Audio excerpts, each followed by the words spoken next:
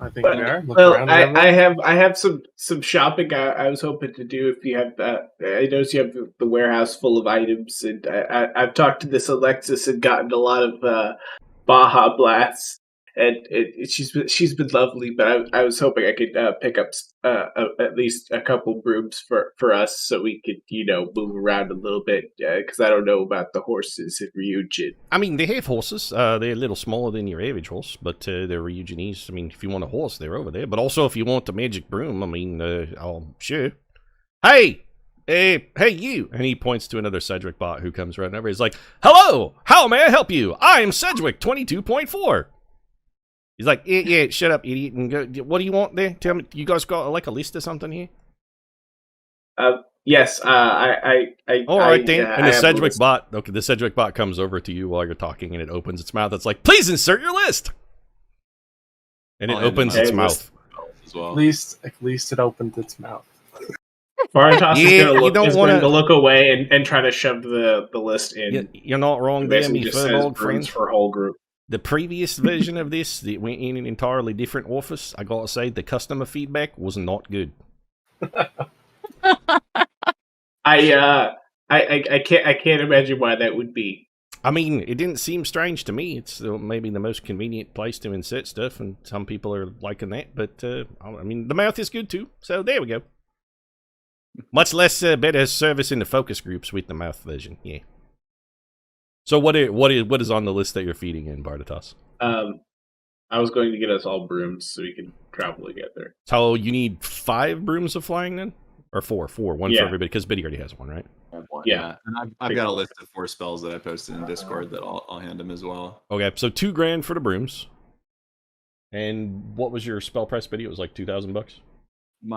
My estimate, if I'm using the right numbers from before, you had the rarities right, and scrolls are consumable, so they're half off. Yeah, 550. No, I guess it'll be 600 because I want to find familiar scrolls. That's fine. Chalk it off.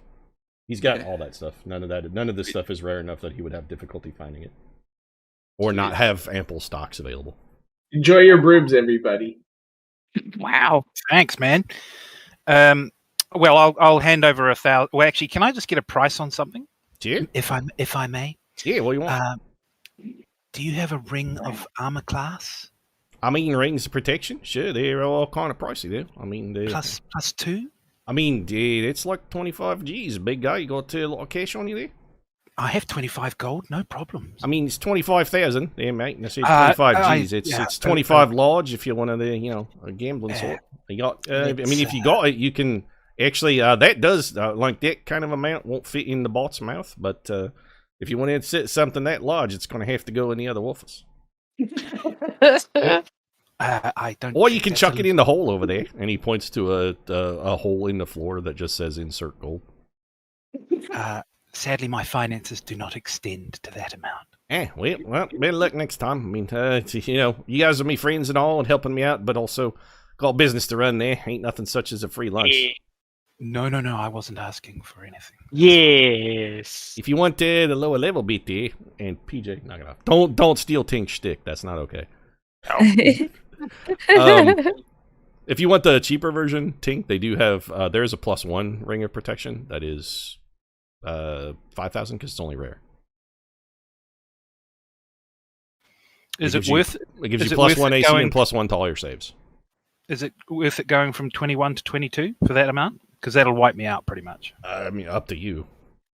Don't you already have a cloak of protection? I have a cloak of protection. No, I've got Are you sure? a +1 shield. Nope. So a cloak of protection is +1 to your armor class and +1 to all your saves, and it is 500 because those are only uncommon. Pretty good. I'll take it. Already wearing a cloak of protection, Tink. No, I am. Tink also is. Oh, am I? It's on your sheet. Okay. Oh yes, I am. Hello. So yeah, a ring of protection +1 would be $5,000. That would get your armor class to 22, and it would also improve all your saves. The ring of protection also requires an attunement slot as well. I don't know how many. It looks like you only have 2 items currently attuned. Where's that?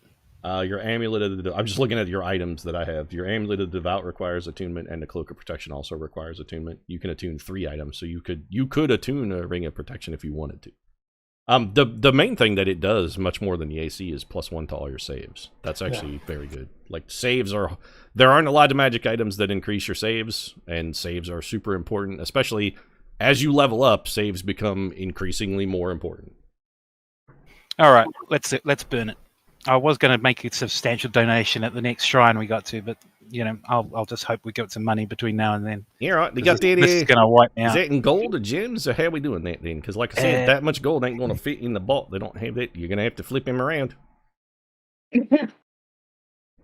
The bot bends over and he goes, "Please insert your gold," and like does the Jim Carrey kind of ass cheek thing.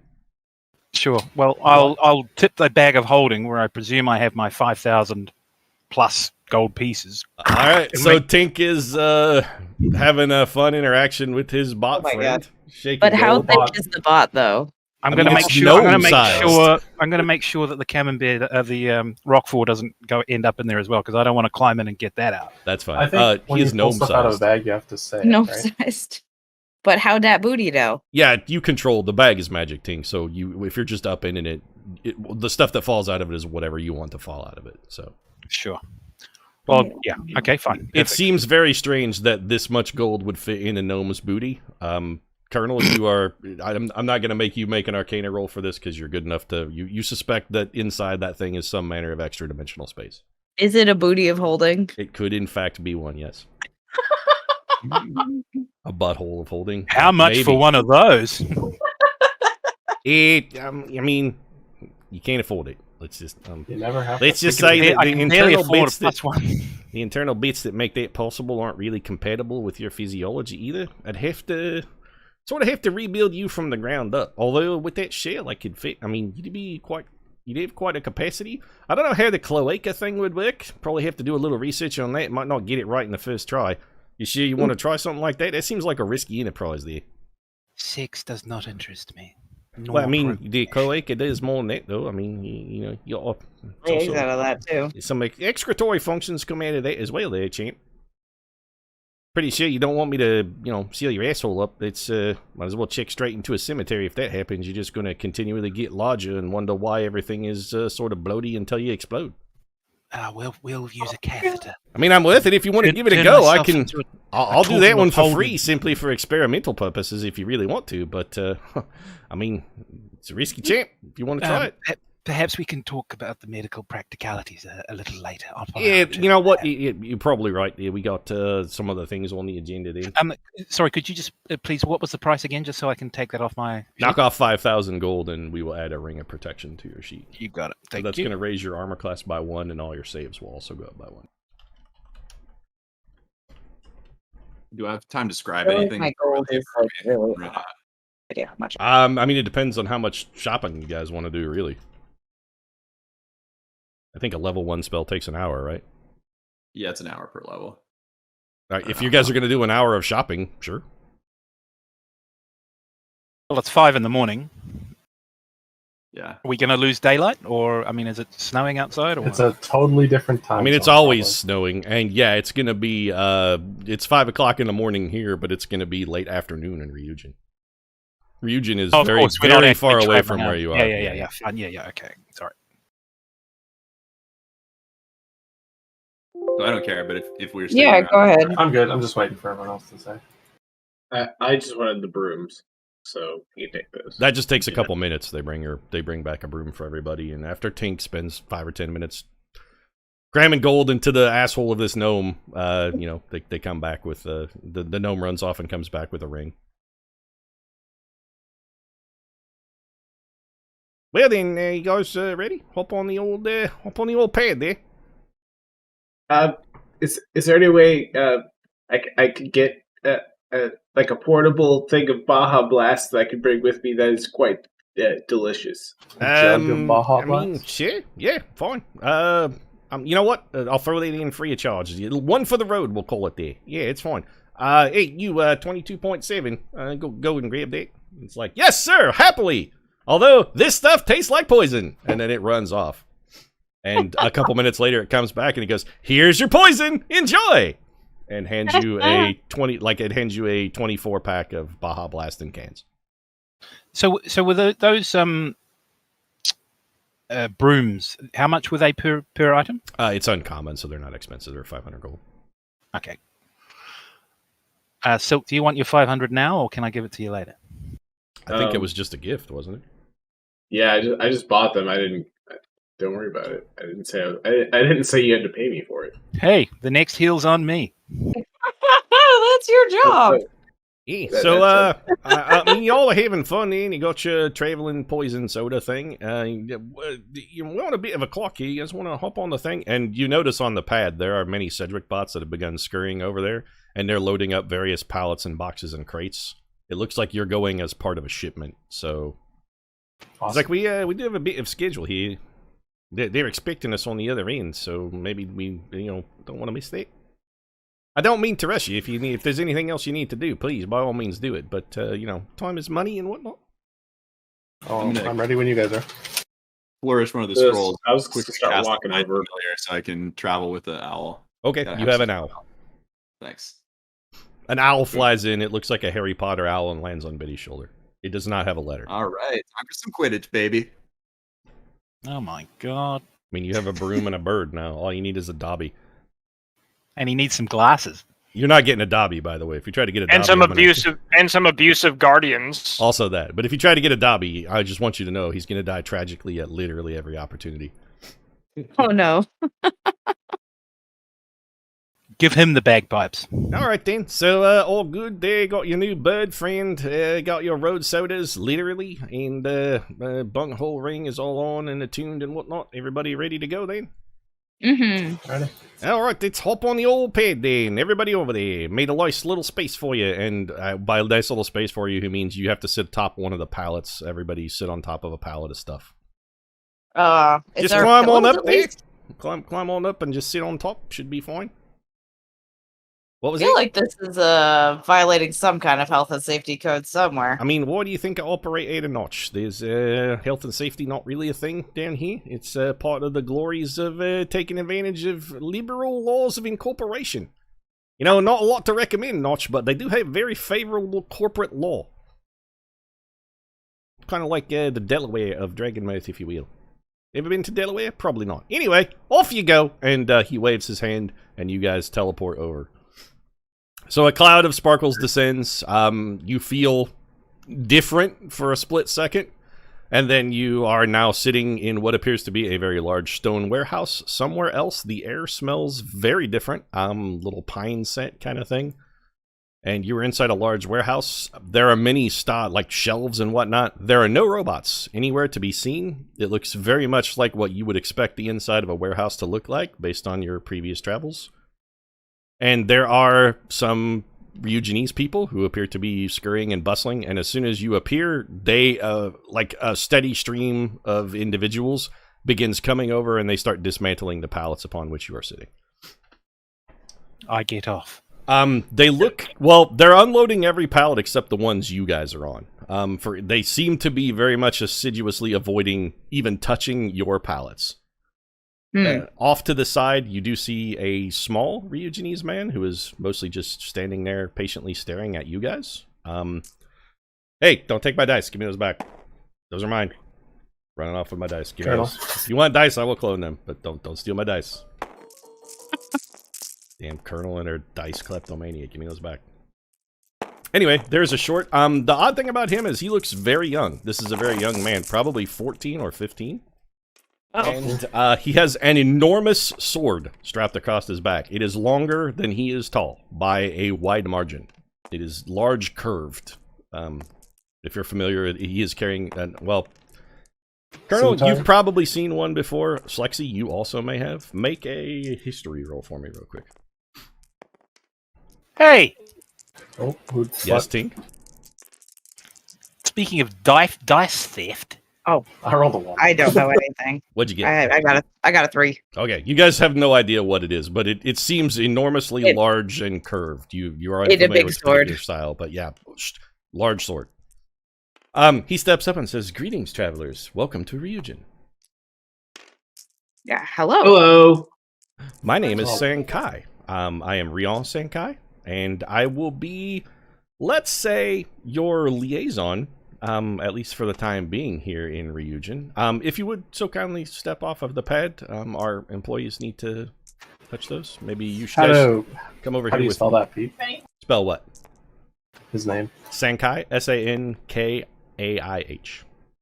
Sankai. K what? Sankaih. Or Kiah, sorry, Ki. Sankiah. Awesome.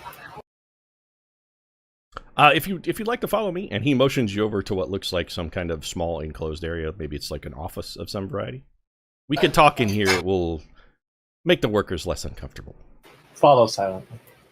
Yeah, go ahead and follow. So one thing you notice about him as well is he does also, in addition to the giant sword on his back, he is wearing an obi and a daishio. So he has both a katana and a wakizashi in a sash on his belt. None of the workers do. The workers are all very similarly dressed in just very humble white clothes with a kind of Jingasa peasantry. hat. Yeah, they're very clearly peasants, yes. Yeah, okay. And he motions you guys over to an office. I want to take a note on like if he's making eye contact and stuff, and if the other people are like not looking at us. The like, peasants are very, very conspicuously not looking at you. Okay, but this guy is looking at us, and he seems totally comfortable with your presence. Yeah, he doesn't seem at all off-put by your presence or in any way, shape, or form. The peasants, however, seem very, very suspicious and uncomfortable. Okay. All right. As we're walking, is there a like uniform that they're wearing, or just kind of like similar kinds of clothes? They are all Is there anything- identically dressed. They are all dressed in like a very simple white homespun tunic and very simple white homespun pants. They all have on wooden sandals and are all wearing a jingasa, which is a big straw hat. Think anime straw hat. That's a jingasa. Can I use my hat of disguise to sort of switch my dress to look like that? You are already you are dressed the way you are dressed, but you're not sure how you're going to look or whether that would be useful. So you engage your hat of disguise to be dressed similar to a peasant. That's fine. Whether or not that's going to do anything to the way the rest of the world sees you, make a perception roll very quickly for me.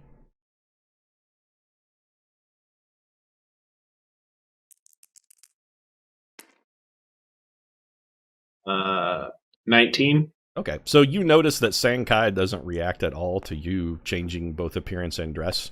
It's almost as if he didn't notice. Okay. So ordinarily, if you used your hat of disguise in front of people and change your appearance and shape, they will. I mean, at least they'll take it like a double take. He didn't even seem to notice. Okay, so the thing Cedric gave us is probably doing something. You have reason to assume that it is, yeah. So again, the Reugenese are very xenophobic, and just strangers in general, even other Reugenese, are typically suspicious. Is there another? You may learn more about that, but their behavior is strange to you. But Sankai doesn't seem to even make it like he doesn't even consider it worthy of remark because he hasn't mentioned it. So is there another concentration of Reugenese on the planet, or no? is this All Reugenese live in Reugen. They don't travel, and they don't allow people to travel here. Seeing Reugenese people not in Reugen is exceedingly uncommon, like almost unheard of. Not completely unheard of, but very, very rare. You have never met anyone from Reugen, and you've never met anyone who has met someone from Reugen. So this guy has to be in cahoots. He's taking us off to sort of brief us, right? I mean, he seems to be motioning you over to a small office, and you guys are following him. You're just walking through a warehouse. So this theme's basically Japan before America forced them open. I mean, yeah, that is not that is a very good analogy. Yeah, that's a good way to think about it. Pre-Taisho era. Very much. So Sankai leads you into an office, and he sits down. There is tea, and he's like, please have a seat. There are small cushions everywhere surrounding a table. On the table is the stuff to make tea, and he invites you to sit down and then very carefully begins making tea. His motions are very ritualistic. You can tell that he's not just making tea. This is a, sort of a significant thing. This is as much a ritual as it is a sharing of beverages. So I'm sure all of you have questions, he says as he's making tea. And he's like, please ask whatever you'd like. And then I'll tell you a little bit about what you're here to do. Do you have lettuce tea? I'm sorry, friend. I can send someone out if you'd like, but I just have this green tea here. Marty's gonna elbow You'd like green tea. our friend. Don't be rude, you ass. I think I don't know. I don't know anything about the customs of Reugen. I thought I asked perfectly politely. And neither do you, by the way. Asking for a thing your host doesn't have in front of your host. The second you walk in, he asked me if there was anything we wanted. You know, So he didn't seem. I'm seem allergic to offended green by. tea. He didn't seem offended. So by did he make tea, or did he make tea for himself, or did he make tea for us as well? He's making a pot of tea and very carefully measuring it into everyone's cup. It is. He is performing a tea ceremony. If you're familiar. Yeah. This is very clearly a tea ceremony that he is performing for you. I'll politely sit down and thank him for the tea. So everyone has their cups of tea, and once everyone is served, he sort of relaxes a little bit and sits down on his cushion. He's like, so, questions then? Or do you just want to get straight to brass tacks and let me tell you why you're here? How did you get involved with, oh god, I forgot his name, Cedric? Well, me specifically, or like the Reugenese in general? In general. So the Reugen, we're as you probably, I'm sure, know, we don't tend to trade with outsiders. There are some factions of our society that seem to think that this has caused us to remain somewhat backward and unenhanced. My father is one of those individuals, Reugen Kai, and he was approached by a gnome gentleman, which I'm sure you've met, Cedric. Yeah. Yes. He sent a magical message to my father. Very strange. It was like this little flying, I'm not sure how to describe it, machine, I guess, that had a holographic image. My father spent a very great deal of time speaking with it in private, and then has decided that perhaps this is one of the best ways for us to be slowly introduced to the outside world. An opportunity for trade that could be, for lack of a better word, kept from the common knowledge until people become acclimated to maybe having goods and services from elsewhere, and then seeing that not all of the rest of Dragonmyrth is evil.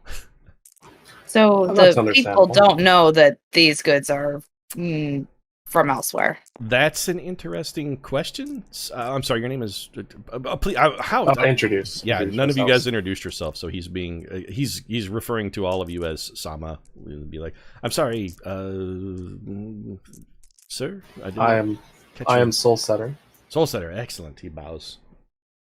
You can call me Marty. Marty, excellent. Very, very nice. This is a very pleasure to meet you. So to answer your question, there are certain, let's say, indiscretions that have occurred, and perhaps far more people in positions of power know of our enterprise than would perhaps be preferred. But as a rule, the commoners, of course, they know nothing of this, nothing at all. Although some of them have been enjoying the products of Sedgwick Co. to improve the quality of their lives. Specifically in the realm of agriculture has been a fantastic development for us. We've father's crops have been increased almost threefold in the most recent harvest. It's honestly been a matter of contention amongst some of the other clans. They're baffled and confused that our fields have had such a bountiful harvest. What is your title, and what is like your father's title, I guess, or father's name and title? My father is the Reugen clan daimyo. He is Reugen Kai. Have you not heard of his might and glory? He seems genuinely confused that you don't know who his dad is. Well, we are. I don't know how to explain that. Perhaps the tales of his legend have not spread beyond the island. I thought a man as famous as father would even with the barriers to communication, I assumed that his tales of his deeds would have spread beyond the empire, but perhaps we are a smaller island than I had considered. He is what you would call a noble, similar to, I believe the term you would use is duke. He is the daimyo of the Reugen clan, and you notice that Sankai, unlike the other people in the warehouse, on his kimono, which is much, much nicer and made of silk, he also has over his heart an emblem of a lion. It is a rampant lion, like a lion reared in like an attack pose. Okay. Sankai-sama, regrettably, your gracious culture has not permeated very much into the outside world, so we are woefully ignorant. This tea is delicious, by the way. Oh, thank you very much. I'm sure you have many questions about our island. What can I help you to? Do you have questions for me, or would you perhaps be better soon in knowing what we would like for you to accomplish? I mean, I'm not sure why you're here specifically. We were informed that you would arrive and had a mission of great import, but we were not given many details. So perhaps you could fill me in a bit, and I might be able to offer some advice. Or if you have questions, again, I've been instructed to serve as sort of your cultural liaison. Any questions you have, I'd be happy to answer to the best of my humble ability. And he bows again. So I think again, it bears mentioning this is a kid. He's like 15. He's very right, but he's appears to be well put together for a 14-year-old. Well, he's a noble, right? He's the son of a very important person. So, yeah. They learn etiquette from the time that they can walk. Also, make a. Well, you guys wouldn't know. Never mind. I could make you make a history roll, but you simply would lack the ability to ever get this. Yeah. The daishio is very important. No, you're not good enough. What's the daishio? The fact that he's wearing a katana and wakizashi that has significance. Right. Well, that's like samurai or whatever, but I like correct. But it also means that he is an adult. Because samurai are like a child samurai is still a samurai, but they don't wear a daishio until they are considered an adult. He's butchering the pronunciation. It's just daisho. PJ, beat it. Anyway, do you guys have questions, or like he's curious about do you want to tell me why you're here? Do you want to ask about the culture? Is your mission secret? I mean, I'd like to ask a little bit about etiquette and culture, but I don't know exactly. Yeah, that's where I want to start too. How could we? What can you tell us that would help us integrate, blend in? Okay. Yeah. That isn't. Well, I can't really. I don't know what to tell you until I know sort of what you need. It's true because he's been raised in this, so he knows this is the only thing he knows. Is this young gentleman going to be guiding us throughout our time here? While you are he said he's our liaison. Yeah. So how about we? Is Tink asking this, or is Galapagos asking no, this? Tink is asking this. So well, actually, you know what? Perhaps considering our rather enormous ignorance of your culture and modes of expression and etc., perhaps we should concoct a story that might cover our ignorance in some way that you may be able to guide us at certain points without. I would be I would be deeply honored to accompany you anywhere within my father's lands. I am absolutely at your service in that respect. Should you wish to travel beyond the borders of my father's lands, however, I would need permission from the shogun or the emperor. Okay, so Tink talking. Do we not? Are we on a time limit? I mean, in so much can we spend a month here learning what to do? So where's the prison too? Sedgwick was relatively clear in his. The longer the necromancer has the Sedgwick bot, the closer we are to the end of everything. Yeah. Okay. Do we know where the prison is? No, you don't. Yeah. So Marty wants to ask: do you perhaps have a map here that you could illustrate these borders and? Certainly, to tell absolutely. us about the land and where he we motions to a peasant who's been standing next to the door, and the peasant scurries off, and then a couple minutes later comes back with a map of Reugen. And let me zoom in on that. So he has a map of Reugen, yeah. So the map here is not super detailed. Smil is this is the main city of Reugen. This is the seat of the emperor. That's the emperor's house. You are actually currently, I'm going to steal this D4. You are right about here. On the map, there are several castles and lands delineated. You are in the southwest portion of it, and about. Let me just draw, actually. So it is divided up amongst several different clans. This place here has a lion symbol. Over here, you have a symbol of a crane. Right around through here, you have a symbol of a crab. Up here, you have a symbol that is a dragon. Actually, this is split in 2 parts. There's a dragon here. There's a unicorn here. Who'd I miss? Lion, crane, crab, unicorn, dragon. Up here, there is a phoenix. And then over here, in this very small area, there is a mantis. Awesome. No, I'm still missing one. Who's the other one? Crane, crab, unicorn, dragon, mantis. Oh, right. Sorry. Actually, the crane is wrong. Let me erase this. This is actually too big. What? Let me revamp that. This actually goes like this. The crane are here, and here is an image of a scorpion. There you go. And that's it. Okay. Yeah.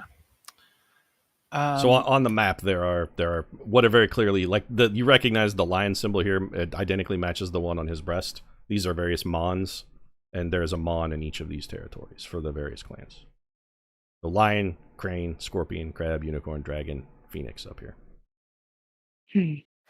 Tiberius, would you think that divination might help us discover the location of the prison? You could Or also, we could. We could just ask. We could ask him. Yeah, but what if the prison isn't in this? Well, I let's mean, ask He might know where the prison is. host and find out if he knows. And then here, why don't I just do that? I'm sorry, I haven't introduced myself yet, sir. My name is Grand Arbiter Tiberius, Submagistrate, 4th class, Bureaucrat level 2.76. he looks a little confused. Anyway, I'm gonna say. Know all those words I'm translated. confused, and I've spent hours playing this game. Yeah, the translator takes a second. and He just- looks a little confused. He says, my humble apologies, sir. Many of those phrases I don't understand. What should I call you, sir? none of my companions understand them either. Just call me Tiberius. Excellent. Sorry Tiberius. for the long introduction. No, please continue. I was simply going to ask if you know where the prisons are on this island. You what, mate? Part Where of are you our going? mission is to Go into locate some dragon, prisoners. fight a dungeon, or They however it goes. The most Ryujin they has- would be well, held in the prison with the most security. Yes, the Ryujin has strongest many prison. prisons. I mean, there are many prisons in Ryujin. Where are the most dangerous criminals in Reugen kept? Well, almost certainly at the Emperor's palace. It would be. Are there? I'm sorry, I don't. Is that Unicorn Province? So, So the Imperial Cedric City. trusts Well, him. okay, let's do 2 things. Tink, you say is that the Imperial City is not in the Unicorn or Phoenix province. The Imperial City is its own holy place. The Emperor, all the lands belong to the Emperor. Clans simply control particular territories at the service of the Emperor, but the Imperial City is not controlled by any clan. It is 100% the purview of the Emperor. And likely the palace would be the place that any particularly dangerous prisoners would be held. There is a large prison in Amaterasu that would be holding such prisoners, likely. And that location would be Here in the capital city. we can debate Amaterasu about is that there. later. in the located within the Phoenix province. Again, It's its own. The Imperial City is not controlled by the Phoenix clan. And- It's the Emperor City. Beyond the border of the Phoenix province, I should say, from where we are. Yes, I mean there are many different clan territories between you and the Imperial City. Do you need to go to the Imperial City for Amaterasu? We are looking for some people in a prison. May I ask who? Yes. Well, I mean, to you guys, out of character, I'm like. Should we tell him? Cedric didn't say to not say anything, and No, this guy seems to be tight with Cedric, so I will. Although I could describe just go them, I do guess. an augury or a divination. Rather. We're looking for. You know their names. Two. Oh, okay. Yeah, well, just- two Yeah, outsiders. it's Kaz and Zach. I know we Oh know yes, it, though. but Oh, the famous. Oh yes, they are absolutely in the palace of Amaterasu. They have been there for almost a decade. Notorious criminals, a scourge upon our lands. Only the Emperor himself was able to capture and contain them. Praise be to the light of the holy mountain. What did they do? What are they in jail for? I mean, you know, the story. They've been in prison most of my life. I was a very young child. I don't recall offhand, but there are many scrolls and treatises I could get you upon their various and sundry crimes if you would like. Sure, that would be He helpful. motions to the servant again, who scurries off. And like a few minutes later, that guy comes back with like an armload of stuff and just sets it down on the floor. Do the rings translate written? Tiberius, step up. You may also, yes, you can read and write Reugen while wearing the ring, yes. Okay. Well, I guess we'll want to read through those. So you have to go to the Imperial City and speak with the Emperor himself? That seems risky. But... Yeah, we're gonna hold off doing that. How else would you get Emperor prisoners from the Emperor's prison without the permission of the Emperor? I don't. We just have to. What does the Emperor feel about outsiders? I would never speak for the Emperor. I understand. But... How would one gain an audience with the Emperor? For you? Well, we may have to go through diplomatic. I'm assuming he might want to look at your bodies where you killed or captured. If you're asking me how you would get an audience with the Emperor, I don't. Maybe we could speak to Father. I don't know. I'm sorry. My ignorance is shameful to me. He looks deeply ashamed that you have asked a question. No. Please. As it is our ignorance that we should be ashamed of. Is that what you're here for? Why would you want to let them loose? We've been instructed to find these men. Why would you ever consider such a thing? Message. Marty's gonna jump in and say, I'm beginning to wonder if perhaps Father wasn't mistaken. There's a threat in the greater world that could consume the entirety of Dragonmyrth. And we've been sent to talk to Kaz and Zach because of their skill and their prowess. They may be the only people that can help us. I can't imagine such a dire situation. With dealing with because they have past dealings with the guy, right? With the necromancer? Yeah, not really. Okay. I can't imagine a scenario where they would ever be useful or helpful. Actually, I'm glad you brought up the necromancer because we should really speak with we should really speak with Father. That is fair. I have a couple more questions to ask. Certainly, please. And most of them is going to be like. I don't want to go through all of them, but it's going to be like. So let's say, like, if you have general cultural norms sort of stuff. Let's say we do a little. Okay, so we don't have to do this stuff in character.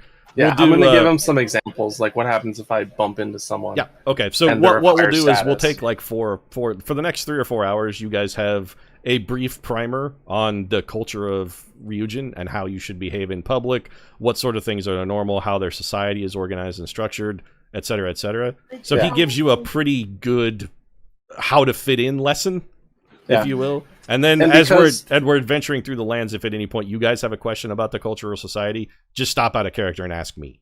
So. Okay.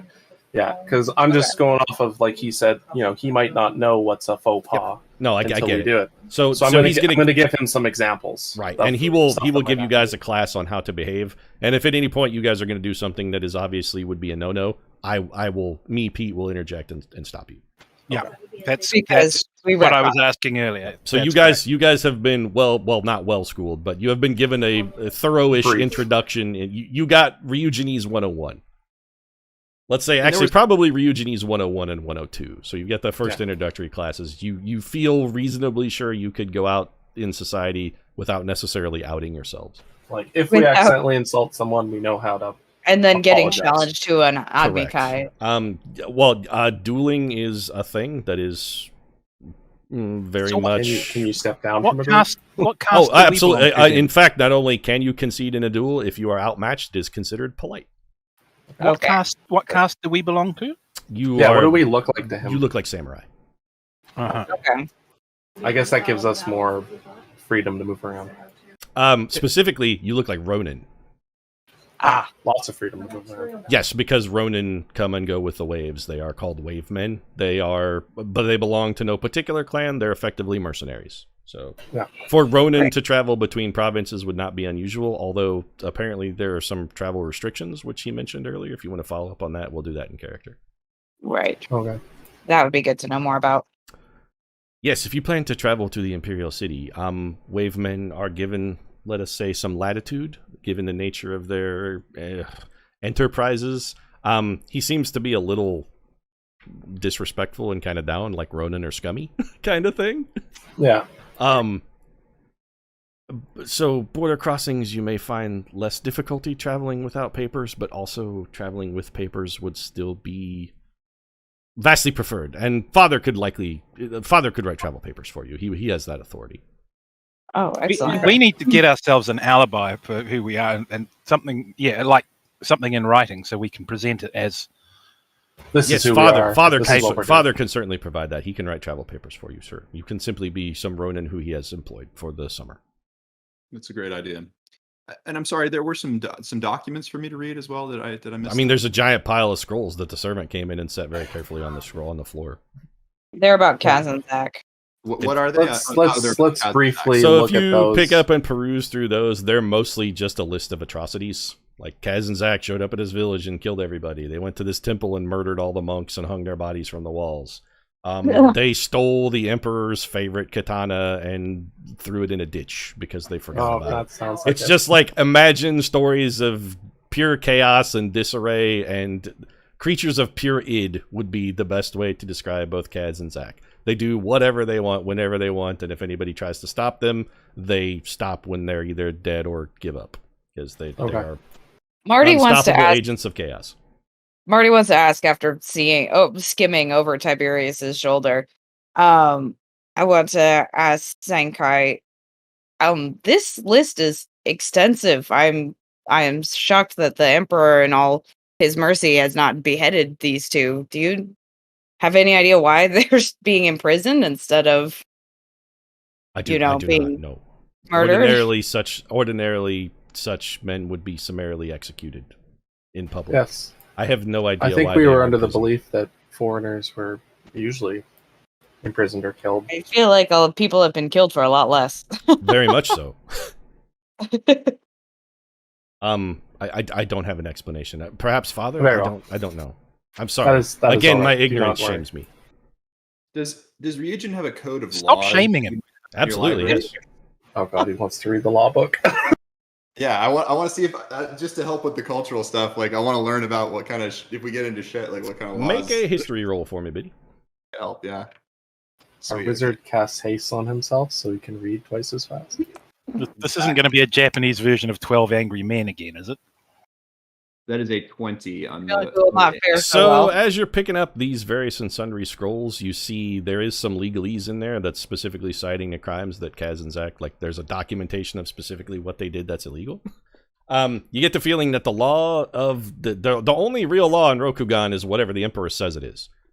There are some they don't have a formal system of laws so much as they have a series of traditions, and the rules of the local lords. Laws are different from province to province. What is legal in the Lion Lands is not necessarily legal or encouraged in the Scorpion Lands, and those things tend to evolve as rulers change. So it's very much the laws are whatever the daimyo of that particular land says they are. Sweet. Very good. As far as like a Good to know. formal law system, there is only the Emperor and the Emperor's servants. The Emperor has many people who work like bureaucrats and people who work in his employ that have been empowered by the Emperor to execute his will. But again, those can even change between Emperor to Emperor. So Good to know. they do have general rules like, don't kill people, don't murder people. Senkai's little primer will kick in at any point if you guys try to do anything that is especially or hideously illegal. So I will warn you if you're trying to you've got some general background of how to behave. Well, I'm even just thinking about stuff like if we get a passage from his father, what sort of rights does that bestow on us To in go terms of- wherever he said you can go. But it's not like an adventurer's contract where we can kill Absolutely not, no. people. It is a travel paper that would say you are allowed to travel from this place to this place. It's a Any visa. agents, yes. And even that is not necessarily 100% bulletproof because any other of the daimyos of the lands you pass through could simply decide to not honor it. However, traditionally, and this is something Senkai, like when you ask about it, Senkai will fill in. Traditionally, the daimyos tend to honor such things simply because it is convenient for them to be able to communicate and exchange messages and whatnot without, like, it's one of those, this is best for everybody if we all just sort of agree. And I'm sure it's also a respect thing of, like, if they don't want to pick a fight with another daimyo, they'll let their Ronin, like, go through. Well, not necessarily Ronin. It could just be, like, servants or peasants, like peasants who are taking grain to a market in a nearby province. They need papers and authorization from their daimyo to go there and deliver those goods. And if you murder those peasants, you have slighted the lord. They're his property.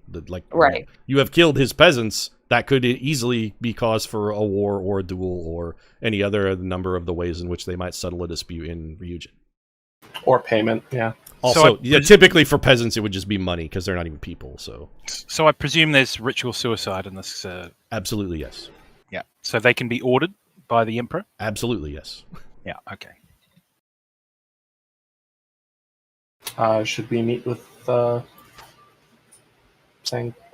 Yeah, I think I'm never gonna. So you guys have been here, and it's getting on towards evening. Senkai actually says, well, we need to probably speak with Father because of the nature of your mission, but also he had planned to have you hosted at the castle so that we might enjoy a meal together.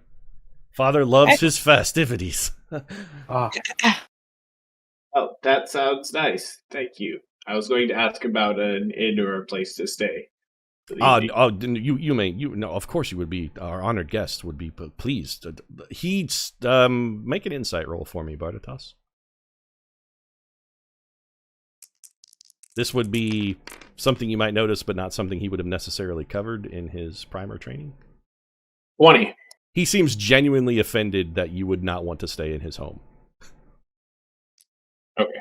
To imply that you would be staying elsewhere to him seems like he seems genuinely off-put by the suggestion that you would want to stay elsewhere. Oh, I meant no offense. We just arrived and we. Yes, of course. I'm sure. Is the custom different in your lands? Would you not? We're typically not used stay to with your hosts. That seems barbaric. We're not used. This level of hospitality is not necessarily what we're used to. I can't doubt my father. Not always the norm. His wisdom is far beyond mine, but I'm beginning to doubt my father. I'm wondering about the.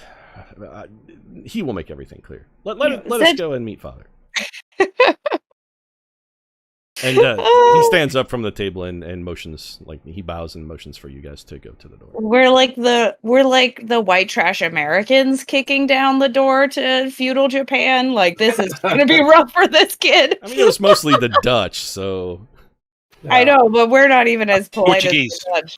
Our little party is. I would not Dutch call us and Portuguese. Dutch. I would call us modern Americans. Okay, so he motions you guys out the door. And you're headed outside. You leave the warehouse facility. Peasants are still scurrying to and fro, tons of boxes, etc., etc. And when just as you're about to exit the facility, there is a man. There are guards. Only a couple, actually. There are 2 guards who are stationed. Let me describe the the compound a little bit. So it's a large stone building, which is based on what Senkai told you, unusual. Usually only castles are made of stone. Stone is not a common building material. Like the Imperial Castle and family castles and whatnot are typically made of stone. Usually buildings are made of wood and paper. But this is a relatively large stone compound that also has a stone wall about 15 feet high that surrounds it, and there are 2 guards standing over an entrance gate. And as you guys walk out of the warehouse, 2 of the men who are standing up there sound the alarm. They're, Lord Senkai! Enemies! Approach! And the scene is going to change a little bit here. So let me look at the table. Oh boy. Hold on, Tink. Hold on. Yeah, this has some stuff on it which may not play nicely, you would think. We'll see. Oh. Also, Pete really has to pee because I've had just an absolute truckload of coffee. That's right. So let's take coffee. 5 while this map loads. Yeah. Coffee break. Coffee break. All right. Necesitas una coffee.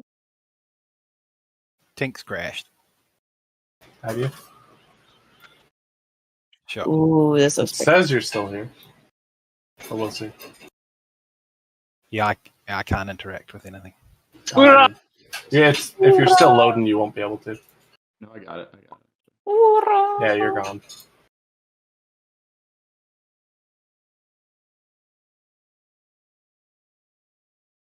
But for some reason, it's not letting me zoom.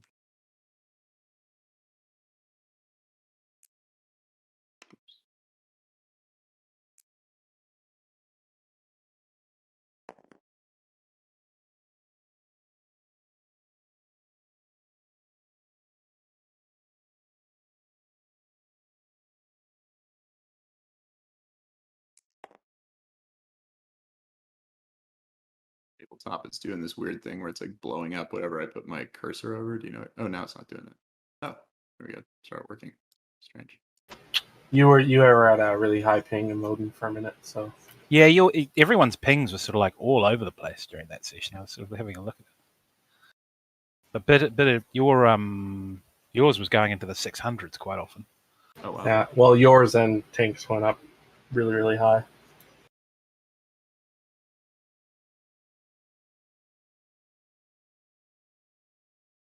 Oh, on a pole there, see?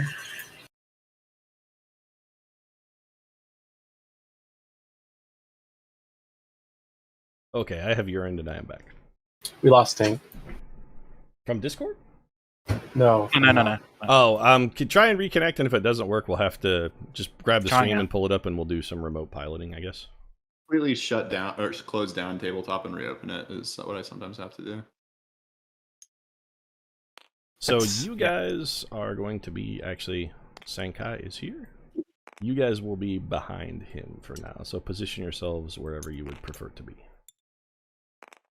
Are we on our brooms, or can I be on my broom? I mean, you have your broom on your person, but Sankai Oh, is, did is we all walking. get a broom? Yes, everyone. Bardatos sprung for a broom for everybody. I love that we're just like the Air Force, the broom Air Force. No reason. Sweeping the skies. So one thing you would have noted about your primer, when you were talking to Sankai, for you to ride around on a broom would be unbelievably, that's a gigantic no-no. So magic is the purview of a particular class in Rokugan. All members of that class are samurai, but they are called Reugen. And they are mystics, monks, shamans, that sort of stuff. Biddy, you actually, if you guys are looking at each other, like just because the illusion actually works on you, you can see what everybody, when you look at Slexi, for instance, Bardatos, you don't see Furbolg Slexi, you see Ryugenese Slexi. Ryugenese Slexi is dressed like a samurai. He is a Ronin, very clearly, but he's wearing armor, he has a mask and a mempo on, he's got a daisho, he also has a large daisuke on his back for his hammer. Marty is similarly attired as what would be just a common samurai. For yourself, Tiberius and Galapagos, you guys look different. You are still wearing a daisho because you're samurai, but you are not carrying arms or armor. You are all dressed very much more like priests or monks. Well, actually, not monks. I was going to ask. You're about more us like throwing priests spells, or scholars, yeah. So it would be acceptable for the priestly class to be like riding a broom. Absolutely not. No. Oh, no, Magic items in Reugen are very, very uncommon and almost exclusively weapons. That's one of the reasons why this enterprise has been profitable for Matsu or for Rion Kai and Sankai, for the Rion family, is because they don't have stuff like this in Reugen. Like, magic items that do stuff other than kill people are not a thing they're familiar with. So if I was on a broom, they would assume I was. Everyone would assume you were a witch and try to kill you. Okay.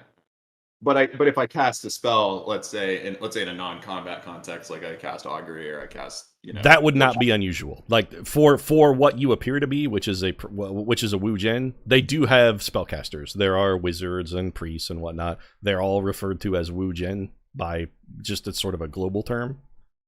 So there are spellcasters and magic users. It's just their spells are typically geared towards helping peasants, helping the crops grow, more pastoral stuff, or alternatively, fighting. They're either instruments of commerce and utility or instruments of war. they don't make wonders. Like, all glory belongs to the Emperor. For an individual to try and glorify themselves by making a work of art or wonder is... It's not unheard of, it's just considered kind of gauche. So, on that note... If you were going to do something like that, you would do it in the name of the Emperor. Like someone who was going to make a piece of glorious artwork.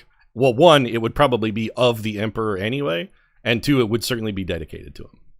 So on that note, has this transformation, or the mask that we're wearing by the ring, is that transformed me into a magic user class, or has it put me in the medical profession? You look like a Reugen. Like they all sort of dress the same. Yeah. Right. Fine. You're a holy man. Is the best way to describe it. All magic users are considered holy people. Nice. I may have missed it. What is Sandkind or? How is he dressed? No, is he human? Is he? Yes, he is human. Yeah. You have not seen anyone who was not human. Everyone you have seen is a human.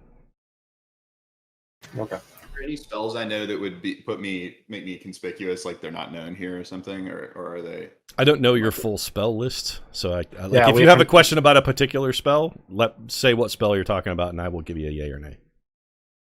Well, I don't know. You were just saying like they're. So to give you a sort of a background, Reugen typically are elemental sort of spellcasters. The combat ones tend to be elemental focused. Like they would be think last Avatar: The Last Airbender. Everybody would there would be like a water priest who would be able to summon waves and create water and that sort of thing. There would be a fire priest who could hurl fire. So, and there are some priests who can do more than one thing, but they tend to sort of specialize. They tend to be better at one particular thing, and actually each clan sort of has their own specialty. For instance, the clan Reugen, the Lion Clan, tends to favor fire and explosions. Kind of Naruto-esque. Sort of, yeah. So I guess I just need to not go around casting inconsistent elements or something. I don't know. I guess by the time give me an example of one you think is questionable, and I'll say I'll kind of yeah. Yeah, I don't know. Well, like so. I don't know. Mirror image, for example, creates an illusion, and that would not at all be unusual. There are air Reugen who specialize in deception and mysticism and etc. So that would not even cause a stir. Outside of combat, yes, but in a fight setting, not so much. No. Would like Fortune's Favor bother anyone if I cast it? They would consider that to be some sort of like augury or blessing. So no, that would also not be something that would raise an eyebrow. Moonbeam? Nope, that would be fine as well. They would have no problem. Okay. That would be the blessing of the moon goddess. They have gods here in Rokugan. All the gods of Dragonmyrth also exist in Rokugan. They just have different names. Fornicate? Lanthassa specifically. Lanthassa here is referred to as Fu Lang and is also not nice. She is considered to be kind of a mean god here. A little different aspect to Fu Lang here. Sort of like a lord of the underworld, very much more like a Hades than sort of a gentle. Okay, gentle, getting people back. She's very much not that here. She is more a god of the underworld and demons. Okay. So these guys are familiar with the pantheon of the outside world. Again, yes, the pantheon of Dragonmyrth is the pantheon. They just call them different stuff here. So Chandria exists. They just call her Amaterasu. Sure. But I don't know that. Well, you know that Chandria is called Amaterasu here, yeah. Okay, that would have been in your primer. We would have asked about that. Yeah, the Pantheon stuff is in the primer, yeah. So they have shrines here as well, I presume. Absolutely, yes. There are clerics in Rokugan. They're just called Reugen, and they call their gods by different names as well.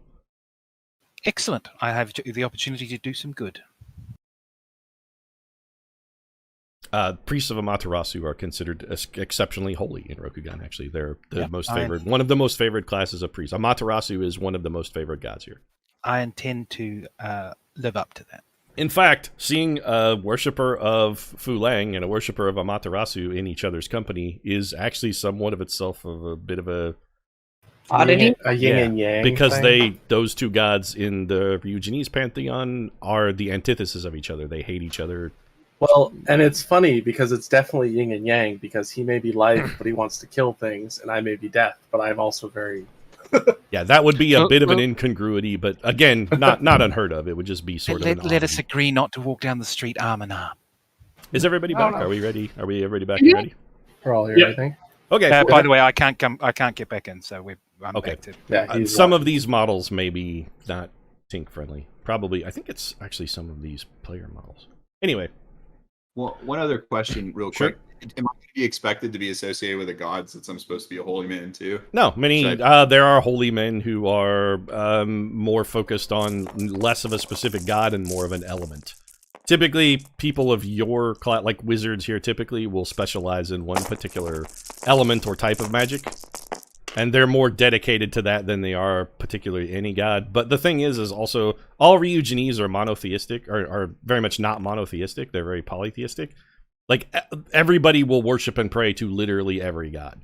Like, if they want to, they'll worship for Amaterasu if they want a bountiful harvest. But if they have someone who's sick and maybe dying, they will have no problem saying a prayer to Fulang to guard their soul and whatnot. So all of the gods are...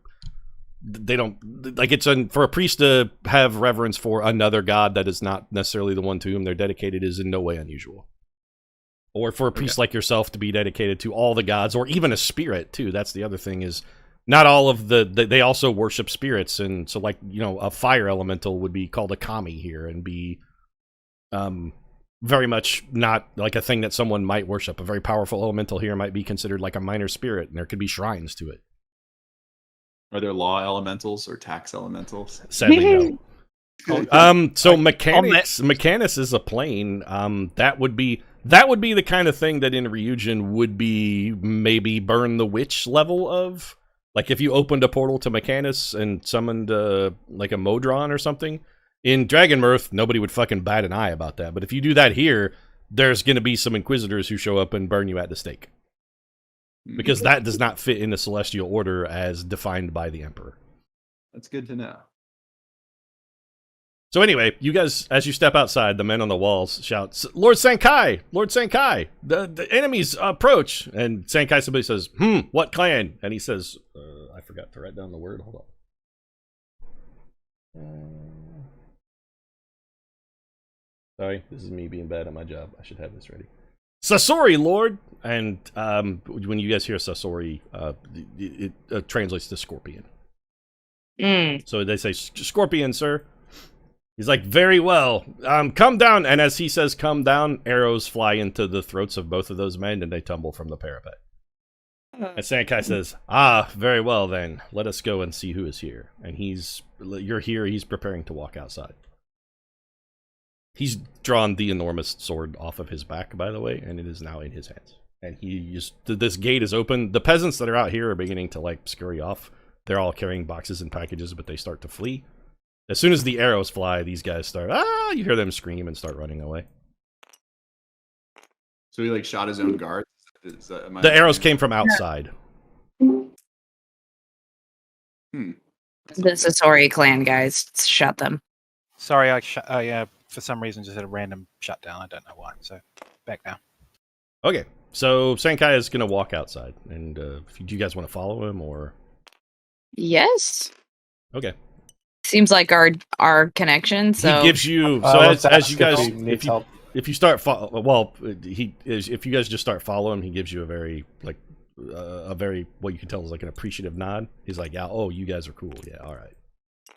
Are you with me? And then when he sees that you're with him, if you're following him, he's like, respect. Yeah. Okay, so you guys are gonna follow. You all walk out here, and as you're walking up, the man in the front, or the man actually in the back here. So you have some forces. These men are samurai on foot. There are also these samurai are on horse. All of them are armed and armored. They all have weapons in their hands. They're all wielding katanas, except for the men on the horses who have yaris. If you're familiar, it's a spear, like a long spear, sort of like a lance. This guy is dressed like a Reugen. And so these guys are men-at-arms of his father. They're very right? clearly soldiers. These are samurai. They are soldiers. This is an armed contingent of men, led by what appears to be some manner of holy man. And as you walk out, this man says, hello, child. I see that your father is still trusting you with a man's business. Uh-oh. To which Sankai says, yes, I see that your manners are as good as ever, Ten Mao. Tell me again why your lord hasn't killed you yet for your insolence. Meanwhile, the peasants are continuing to fucking run in terror. This is the kind of... So from your primer, you guys understand that the peasants are running because nobody's going to care if they get caught in the crossfire and killed.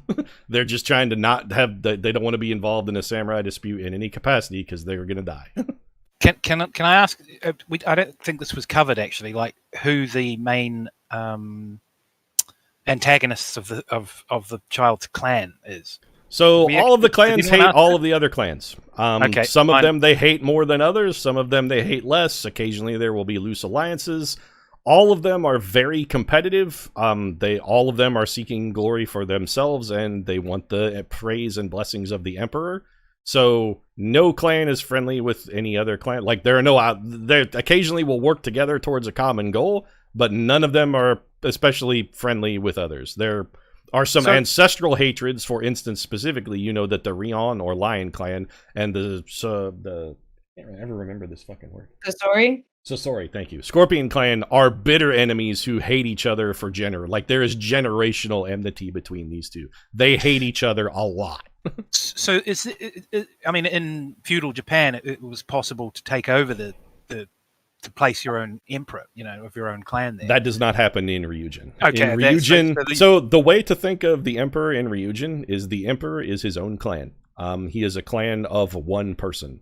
He will have a son, and when the emperor dies, any children that the emperor has belong to a specific imperial family called the Otomo. They are their own sort of thing. And the future emperor will always be some member of that, but when he becomes, when it's never a she, when he becomes the emperor, they are no longer even a member of that clan. They are simply the chosen of heaven. They are the emperor. They get rid of their Otomo name and are simply only known by whatever their proper name is. The current emperor's name, by the way, is Asutomi. Emperor Asutomi. I'm waiting for a suitable posterior joke from Martinique at this point. I'm not gonna make a joke about the Making an emperor. ass I joke don't about want the to die. emperor would be, that's the kind of thing for which one would be ordered to slit their belly. Yeah. Yeah, Martinique has a strong sense. Don't want to do that. That would be a bad idea. Yeah. Yeah, Marty has a strong sense of self-preservation. There will be no jokes about the emperor. So to resume, To resume, Sankai makes his crack about 10 Mao's manners. He's like, I see your manners have not improved. And 10 Mao replies, yes, but my skills are such that my emperor knows, my daimyo knows he cannot dispose of me. But unlike you, I have not been trucking with foreigners. This abomination behind you cannot be allowed to stand. And now that I have seen it with my own eyes, I must destroy it. Oh. Honor will simply not permit me to do anything less. And Sankai replies, the Emperor has not ever forbidden such commerce. We know how your daimyo feels about it. My daimyo feels differently, and these are not your lands. Until the Emperor tells us different, you have no business here. Depart now or die where you stand.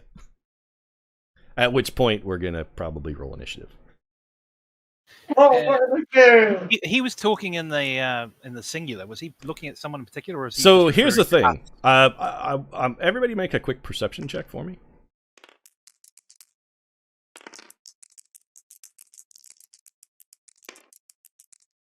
$10? What do I get? As long as you get a 10 or better, let me know. Yeah, 23? 18 natural. Okay. Everybody got a 15. 10 or better. So when Sankai was talking to you inside, his mouth matched what he was saying. Like you could tell. It's like a bad Japanese movie. Well, he was speaking common inside. He was talking to you in common. Now that he's outside, dubs, not subs. now that he's outside, when he talks, the words that you hear don't match his lips. It's very much like a flap, flap, flap. Oh, Gojira kind of thing. Yeah, it's you've got very much of that going on.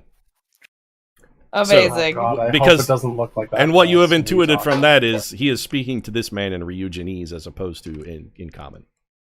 The immersion level just went up an order of magnitude. All right, so good. let's roll some initiative here. Hold on a second, because I gotta do some spreadsheeting. That's fucking anime.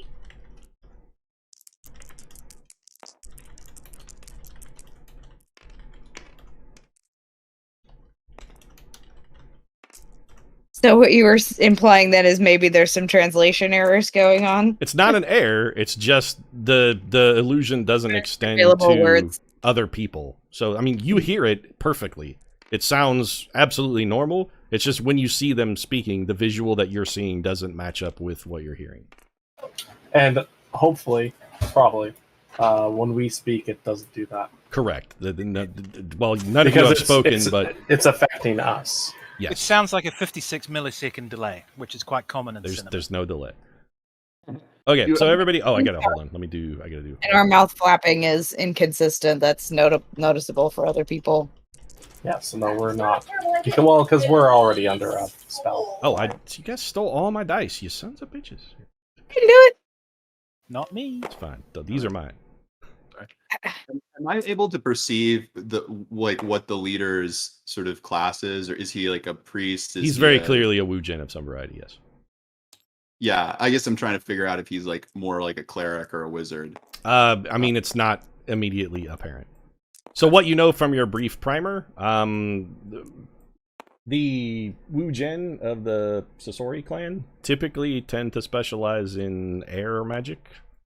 So the Scorpion are deception, illusion, trickery, that sort of stuff. That again, that's not to say this guy specifically is. That's just sort of their clan's customary focus, I guess is the best way to describe it. That's kind of their shtick. That would be so illusion and enchantment kind of magic would typically be more their shtick. Let me do some rolling. But again, that doesn't tell you anything particular about this guy. Just it suggests to me he's probably more likely an intelligence or charisma caster than a it's wisdom. a reasonable assumption. Yeah.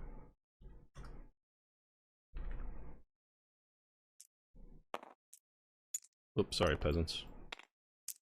I bonked it. Marty, my counterspell strategies. I have a new strategy I'm gonna unveil for this fight. I'm just gonna try to stab things until they die. Hey, you're copying me. Quick question: how tough did San look? Sankai? Yeah, Sankai. He looks as tough as a 15-year-old with a really big sword. Oh god. I'd assume so that he's got a no dashi, a katana, and a washizaki. Is that right? He does, in fact, have a no daichi. Yeah. Jesus. So let's assume his sword seems just absurdly like it's almost comically large. Is it because he's small or because the sword is fucking huge? Well, it's a combination of one. Both he's young and not fully grown, but two, he's also just not a large person. Like you can tell even when this kid grows up, he's not going to be a big guy. Like he's going to like 5'4", maybe $150 when he hits his full growth. And his sword is almost 7 feet long. Yeah, isn't it a nodachi? Isn't that like the sword or the sports stealing sword? It is a Japanese greatsword. Yeah. So yes, his weapon is longer than he is tall by almost 2 feet. Jesus. So again, it's almost comically large. It's almost anime large. It is. No, large. it's not really anime large. It's just it seems absurdly sized for this young man. Like maybe it's I've a weapon. Seen a nodachi in person. It's maybe a weapon that somebody like his grandfather or someone who is considerably larger than him wielded. In fact, you would know this from his primer. It's his grandfather's sword. The weapons that he carries belong to his grandfather. This is his grandfather's nodaichi and his grandfather's daisho. When he's traveling, such as we have done, he's not wearing armor, is he? He is not currently armored. No. Yeah. Okay, Pete. Question. Sure. How do they feel about? Was this covered in the primer? How do they feel about protection magic boosting their AC? For Wu Gen, they do that. And that is a common thing for a Wu Gen to do in battle, is to offer blessings to the soldiers of their daimyo so that they may be protected from damage and danger. Okay. That is again, most of your battle magics are going to be 100% totally okay. Not anything that anybody's going to bat an eye at. I just want to make sure he's not upset if I boost his AC. No, he would not be considered that dishonorable, or for an ally to grant you the protection of the gods is a courteous and totally a common thing. Yeah. Colonel, what'd you get for initiative? For my initiative, I got 18. Got it. Slexy? 19. I rolled a 19 plus 1, so 20. 20 for Slexy. Silk, what'd you get? 19 plus 4 is 23. 23 for Silk. Biddy? 23 as well. Jesus. Who has the higher dexterity? I think Silk. 16. Plus 16. Who has the better initiative bonus? Plus 8 because I add my intelligence. So Biddy, you're first then. Okay. Nice. Tink, what'd you get? 20 plus 1. 21. All right. So let me order this. Man, we all had really high initiative rolls. And Yeah, I'm that on- was unbelievable. Everyone got a We burned all our high rolls early. Yeah, God damn oh it. no.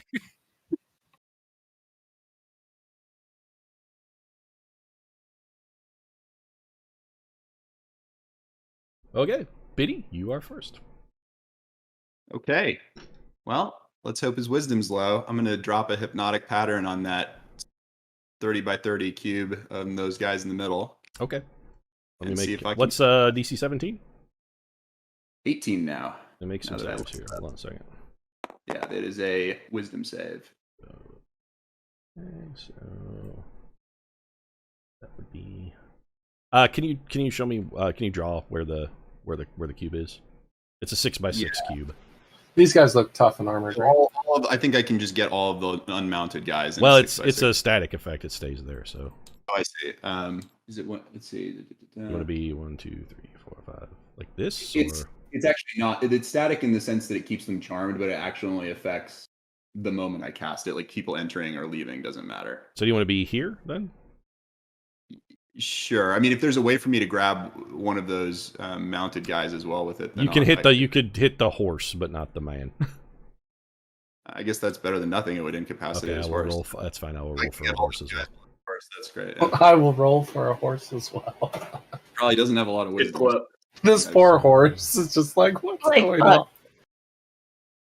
Sorry, there's a lot of players in this, so you have to give me a minute to do some bookkeeping. That's fine. I'm making it pretty tough for you, but I'm hoping I can knock a few guys out on this first round here and prevent them from doing anything for at least a turn or two.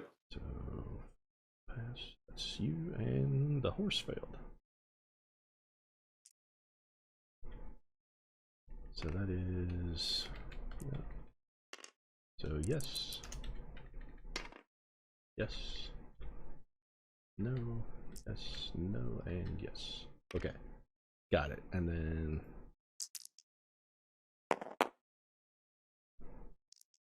Okay. Wow. Double ones. Double ones. Got it. Okay. Anything else? Who did I get? Can I tell? A couple of the soldiers don't look stunned. Everybody else seems to be mesmerized. Nice. Well, can I know which ones so I can tell people to attack those? Since once they take damage, it undoes it. So You have to wait till they're. hold on a second. Let me think of a way to do this. I'll just make a move while this. Oh, is you know happening. what? They have a. Hold on a second. They have. That's irritating. I was gonna say I could turn on their base thing, but this guy and this guy are not stunned. Sorry, They look. The two with the little white. unaffected. This guy, and this guy, and Ten Mao have all been ensorcelled. Okay. These guys are not. What's the guy's name? Teng Mao. Ten Mao. Is he, Yeah, Did I get him or no? he is in fact charmed. Yes. Nice. Okay, sweet. Okay. So Anything else then? I moved back here a little bit just to get some more distance, and then I'll hang Silk, out. you're up. Those guys in the center look like archers, right? None of them are carrying. None of them are carrying bows. None. No. So I have a question. If I throw out a hungry Hadar, will it attack both the riders and the horses? Yes, they are considered one entity for the purposes of being in an area of effect. Yeah. Okay. Because I'm thinking about hungry Hadaring the two on the left. Do you want me to get you a radius thing? You Yeah, don't I get want a 20 feet. Baja Blast? I get 20 feet, so I should be able. I think if I drop it in Mel, I should be able to get both of them. Hold on a second.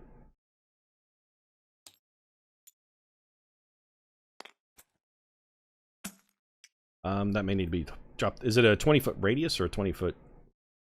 What's the 20-foot radius? Okay, drop that for a second. And I can throw it 150 feet. No, I get it. It's too small. I got to rescale it. This one, it's going to be bigger than you're expecting because the scale of this map is different than this scale was designed for. Gotcha. Currently it's a 20-foot radius, so we got to double that.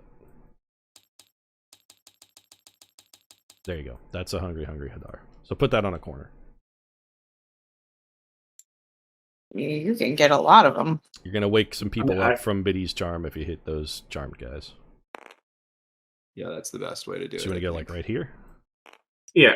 Okay. So everybody except for the marked ones are charmed? The marked ones are the ones that are not charmed, actually. Yeah. Okay. The guy on the right is his horse is charmed, but he's Hold not on a second. charmed. Let me just do this. Actually, this will be easier. Hold on a second. Ooh, status effects coming out.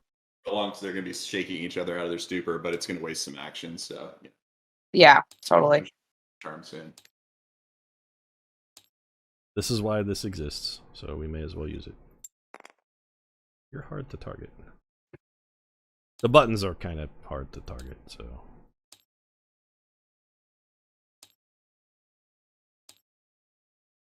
There we go. Nice. I'm not going to mark the horse. The horse is stunned. Okay. Yeah, the rider shake his horse potentially. So Bardatos throws a hungry Hadar, and that does damage immediately, correct? Yep. They take Is there a 2d6 save? cold. Is there a save? They're not for the start. They have the dex save to avoid taking acid damage if they end in the area. Okay. So the initial cold damage, they just take no save, and then if they stay in it, they have to make a save or take acid as well? Correct. Okay, got it. Go ahead and roll damage then. Hungry Hadar is no joke. It's alright. It's not bad. Spells that don't have saves are always good. Mm-hmm. Okay, so they take 6 cold damage. Got it. Okay, hang on a second. So You know, this, one thing I'm going to mention, this spell is questionable. This would be one that would be considered borderline questionable. Maybe get you burned at the stake kind of thing. Well, these guys are probably all gonna die. I'm sure it's fine. Well, this is more culturally important than specific for this peasants. encounter. Yes, the peasants are going to be terrified because this is something that would be considered trucking with demons. The servants of Fu Lang are largely considered to be demons and evil spirits, and very clearly you are some manner of evil spirit summoner. So while not illegal or likely to get you instantly killed, this is weird. It'd be like seeing a necromancer walk around in Dragonmyrth with some undead.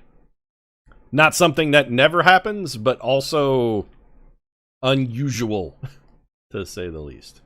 So then I'm kind of like wondering if it's going to be worth it because of how it's going to have our host react.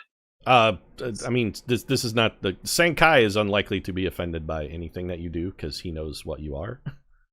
And also, peasants aren't important. They're not even people. So the fact that some peasants might say if a peasant comes up and goes, "That man's a witch, I saw him trucking with demons," you could just kill him and no one would even care.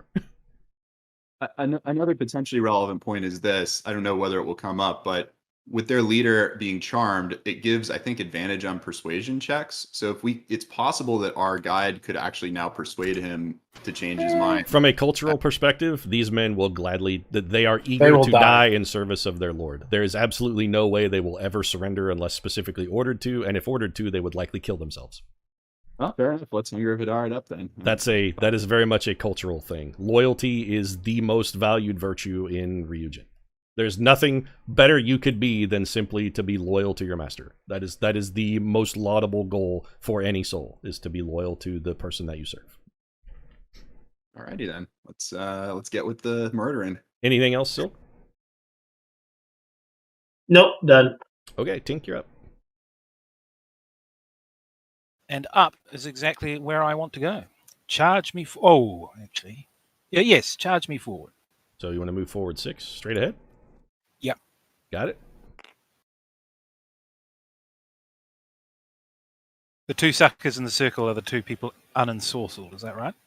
No one in the circle has now. Well, there was an ensorcelled horse, but the horse has been hitten by cold and is no longer ensorcelled. So that's none the of these Hadar people, radius. Yep, none of these Yeah, people but are currently covering the Hadar, those are the fuck us up. 2 people on the horses are the people who are not hypnotized. Is that correct? Yes, Yes. none of the horsemen were charmed. You got one of the horses, but you didn't get any of the soldiers. I thought the horse on the right was the ensorcelled one, but No, it's this one. It was this one. All right. Well, it might be your right. It's this one. I don't know how you have the screen oriented. the lone horseman, just because he. Anyway, it doesn't matter. I don't. Fine, fair enough. So was that the full extent of my movement, or have you held something back so I can perform an action? If you want to perform an action, you've moved as far as you can. You get a 30-foot speed, so Fine. you move 6. Perfect. That's fine. Done. Do you don't want to cast a spell or do anything? Oh, okay. Sorry. So I can. Yeah. Well, let's get tolling. Yeah. Gonna toll the dead? Okay, hold on. So that would be Woo! this one. Oh, hold on. This bookkeeping is hard because there's a lot of stuff here. Okay. You gonna toll the dead? Who do you want to toll? The 2 chaps that were pointed out to me by my. It's gonna be dear one fellow. guy because that hits one target. So Yes, pick a dude. the This guy, chap on the left. Yep. the soldier man, not a horse guy. One of the whichever one that was pointed out to me by. All of these guys are hurt, so you're equally effective against any of them. I don't think anybody else has expressed a preference of who they would like to kill. Nobody's called murdered. This think guy the is guys fine. on- It doesn't matter to me. You tell me which one you want I to. call dibs on that guy. I want his heart in my mouth. Well, hold on. Is there? This is Silk asking. Are the guys on horses like a higher class, like soldier? Like, are they likely to be better trained? They or- are samurai on horses. They don't. The difference between them is they have a spear. They are carrying a sword, and they do have a daisho as well. But they are armed with spears and are on horseback. That's mainly the only difference. Their armor and basically they're wearing the exact same uniform as all the other guys. They just have horses and spears. I'll hit one of the guys on the horse. Okay, so this guy got it. All right. He needs to make a wisdom save, correct? DC 18. Yes. He failed. Roll damage. Nice. 2d12 because he is hurt. 2d12. 11 plus 3. So 14. Got it. 11 plus, sorry, low light environment. 11 plus 8, in fact. So 19, and I want you to add 19. a d8 to that too, because remember you have divine strike now. So when you do damage with the cantrip, you can also add a d8 radiant damage to that as Yeah, well. plus 4. All right, so 23 total. Let me see how many hit points. I'm just going to call up Okay. Google Translate and try and get Toll the Dead in Japanese. Let me just Anything else then, Tink? check. Can I cast a spell? I mean, you did. You don't have an action. You have a bonus that action or a reaction is all you got left. In theory, you could use your bonus action to make a spiritual hammer if you wanted to, but I don't think you have any other bonus action spells prepared, so it would be pretty much just that. I thought Toll the Dead was a cantrip, though. It is a cantrip, but it still takes an action to cast a cantrip. Okay, excuse me. Okay, fine. No, that's it. Okay, Slexy, you're up. Okay, I'm going to move up, go beside this guy. Okay. I'm going to. I don't know what his armor is, and I don't want him to die. He is not wearing armor. Well, I don't want him. Well, I don't know, but that being said, he could have a high dex, which I don't know how hard he is to hit. So I'm going to hit him with. He looks like a teenager. That's the best I can tell you. That's the extent of what you know. You have no idea what his combat abilities are like. He looks like a teenager. He's wearing a kimono and nothing else. Oh, good point. Do I want to bring? No. I'm going to run by him, or Okay. I'm going to touch him on my way by and hit him with a warding bomb. Got it. So he gets. I'm familiar with warding bond. I actually read it today. Okay. He has resistance move. to all damage, and you take the other half. Yeah, and then I'm going to move. I moved from there. 1, 5, 10, 15. There? Okay. As you tap him on the shoulder when you're known by, he says, "Thank you." Arigato. Okay, let's not be racist. That's Arigato! Thank you. I try saying Toll of the Dead in Japanese. Anything else, Lexi? No, that's it for now. Okay. So that's a soldier. He is stunned. So That was an action. I Senkai have no bonuses. got it. His eyes go dead black, and he charges forward. Oh.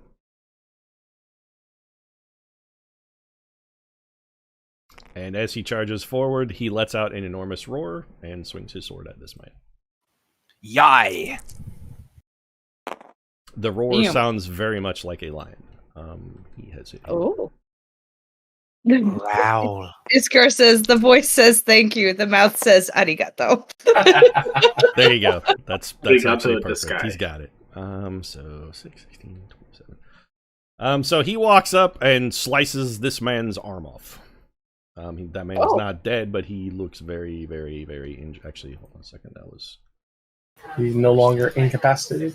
Yeah, he doesn't appear to be stunned. He may still be incapacitated when... Nope, second swap missed. All right. So that was... It's this guy. Senkai. Okay, Colonel, you're up. Right. He actually swung his sword twice at this man. Just second swing just missed. Okay. Okay. I would like... And did he do a charge or something? You're not sure. You have never seen anything like that before. When he roared at the end of it, when he made his swing, he jumped, sort of like a pounce maneuver. Okay. If you were to describe it as anything, you would best describe it as a lion pouncing on a gazelle. Yeah, I think I know what that is. So, Like a beast barbarian or something. You're up, Colonel. I would like to get insight on the main dude. Okay, go ahead and use your bonus action. Make a insightful fighting check. This is resisted by his deception, correct? I don't recall. Let's see. Got a 21. Oh, I believe he won. Yeah, my insight is +8, and so I got 18. So you try to get a gauge on him, and he is ephemeral. He's a mystery. He is an enigma wrapped in a riddle, wrapped in a vest. And Nelson Months. Got it.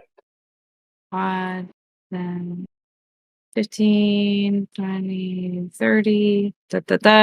You're good right there. Okay. And I guess I'm going to keep moving up this way to double move. I don't know if that was double right. moving, or you used your bonus action, so you can't dash. You're just going to I'm double moving up this way. Got it. Totally cromulent. And that is within your move. In fact, you have 5 more feet if you want it. Think. There you go. Okay. All right. I guess that's my turn. That is this man's turn, but he is. So just FYI, sorry, I screwed up. I forgot to account for my owl. It has its own initiative. I forgot to put it down. It has initiative. That's fine. I believe it goes after. For the sake of purposes, the owl does have its own initiative, but I hate that. It's just going to go after you go. Its initiative is your initiative. It goes after you go. That's much easier.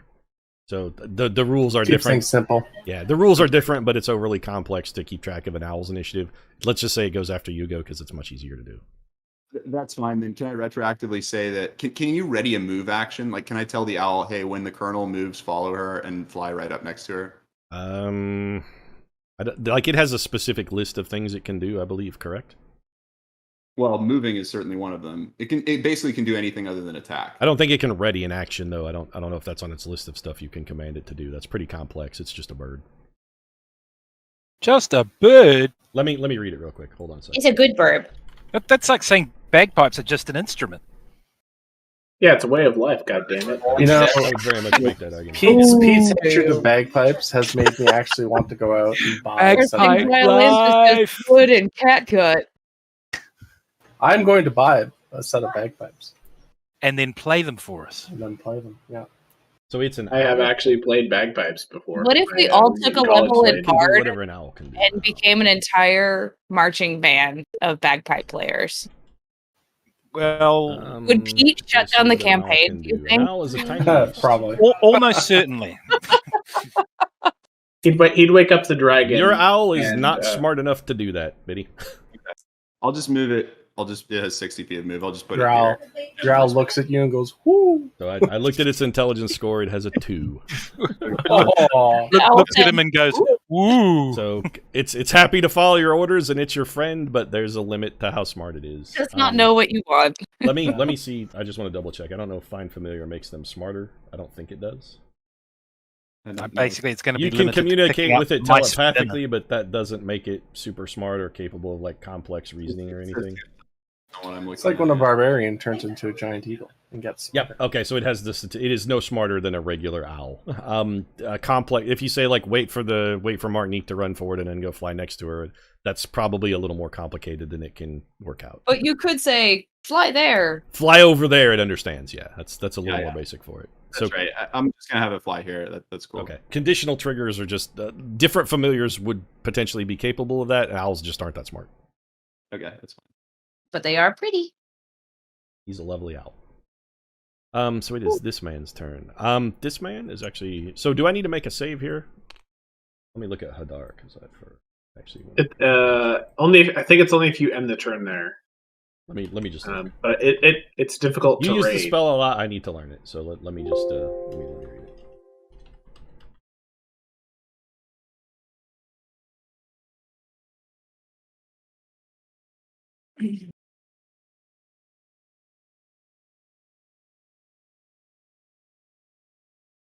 Ends its turn and the area has to make a dex save. Got it. So as long as he doesn't end there, he is fine. Okay. So he is going to ride his horse next to this man, and he says, "My lord, arise!" and taps him on the head with his yari, and then continues to ride over here. And he is finished.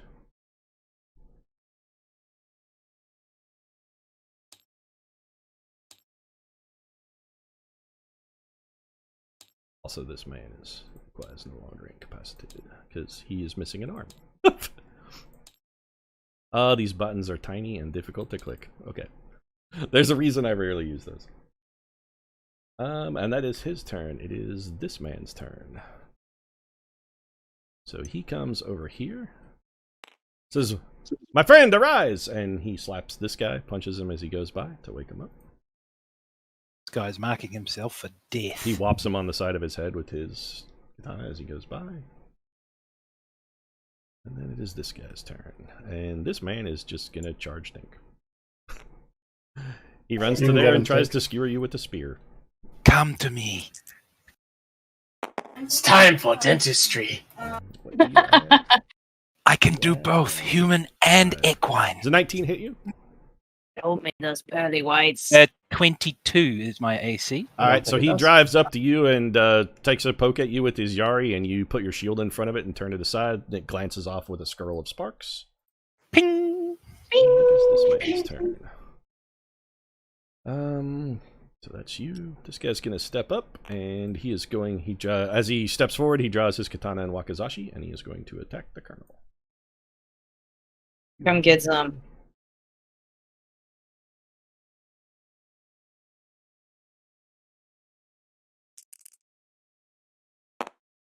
He missed.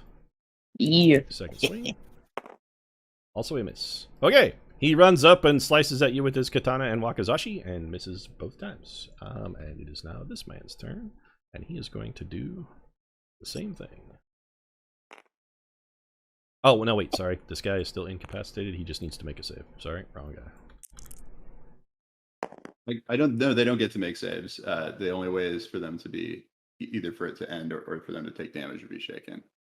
They only get the initial save. So he is going to stand there.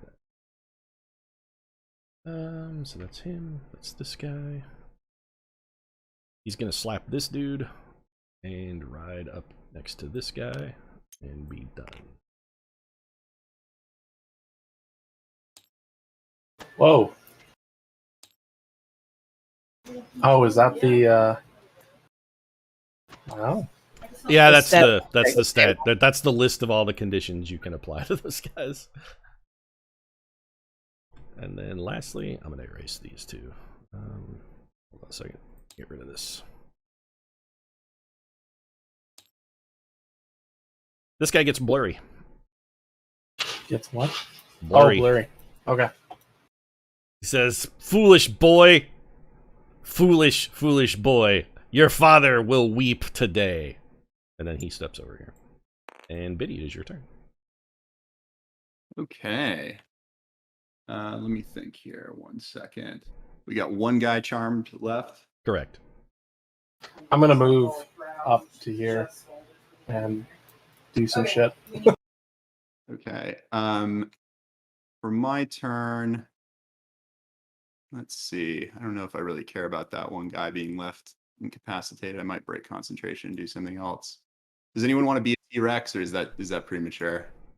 How is that? Be a T-Rex? How is that socially? Yeah, do they frown on T-Rexes? It would be much like the hunger of Hadar would be considered extremely odd, but also not unheard of. It would be gauche as well. Turning into anything that isn't a Reugenese person is, again, possible, and there are people who do it, but usually those people are typically like bad. That would be considered like a blood magic kind of bad wizard sort of thing.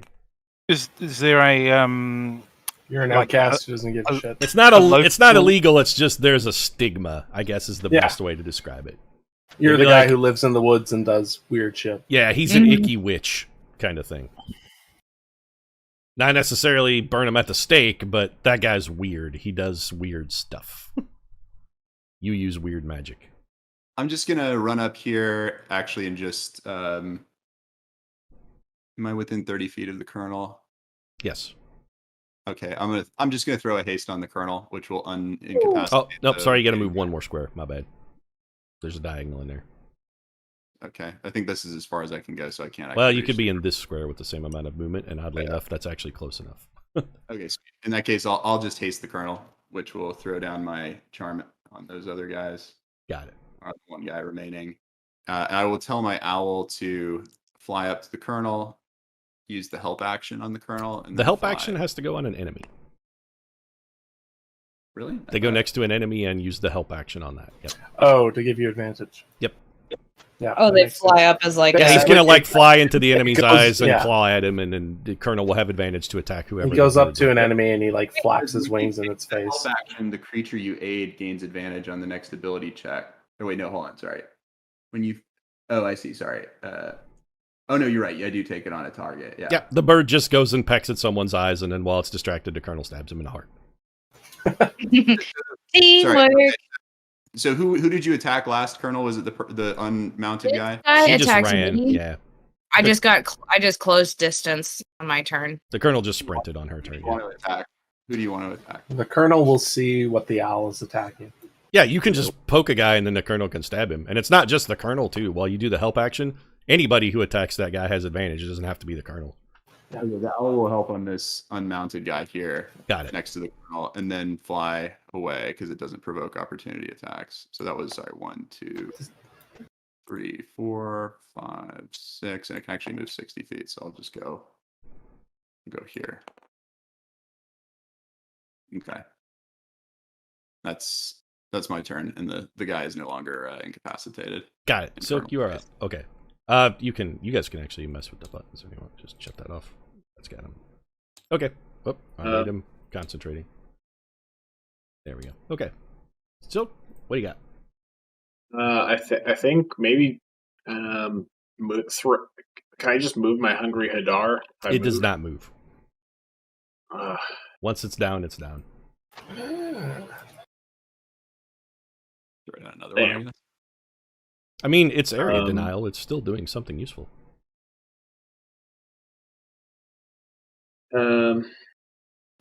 I'm going to Spirit Guardians in a second.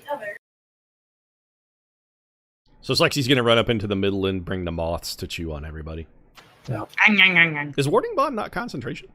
It is not. Wow, I that just spells better take than I damage. thought. Yeah, that's good. Yeah, that's why it's so good, right? Is they take half damage and you take And it's any resistance damage to they every it's resistance to every damage type too. It's pretty good. Yeah.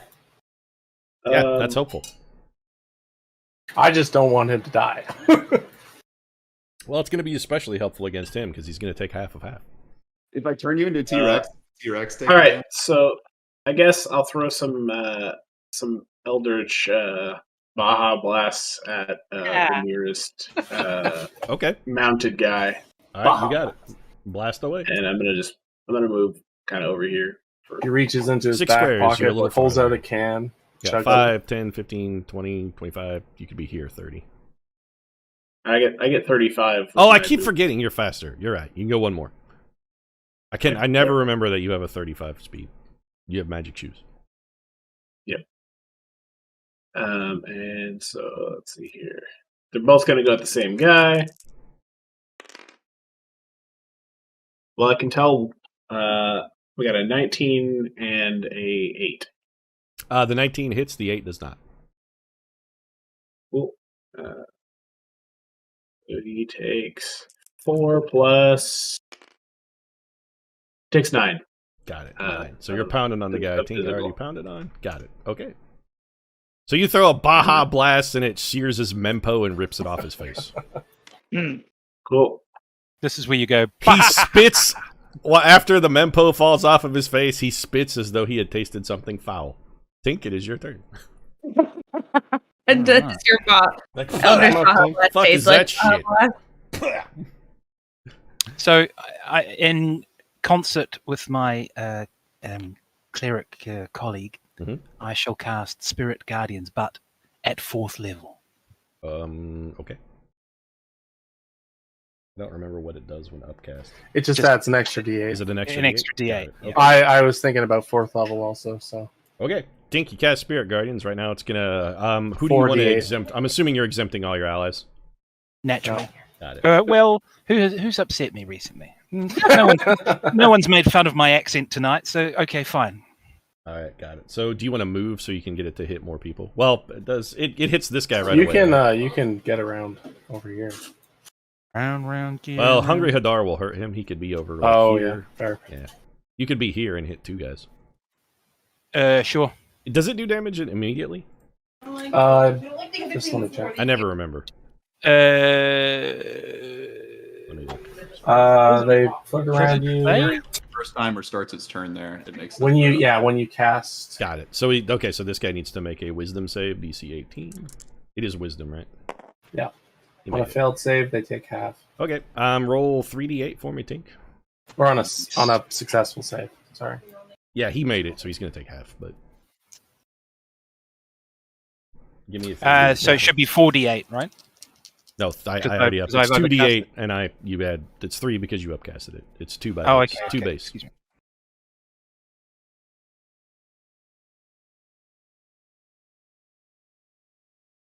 They move at half speed and 1.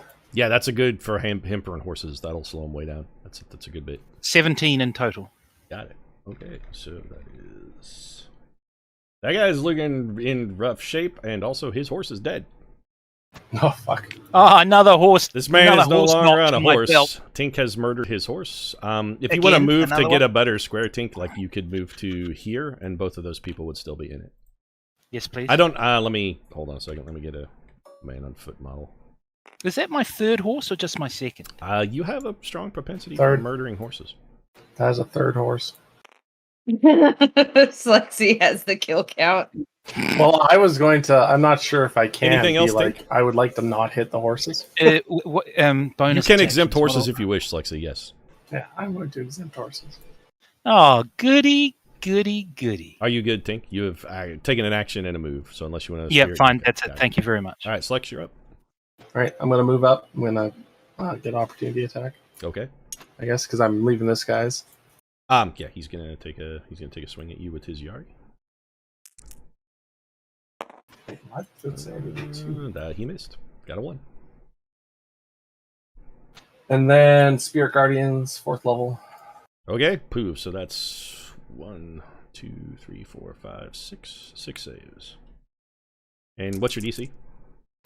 15. 15. So passed, failed.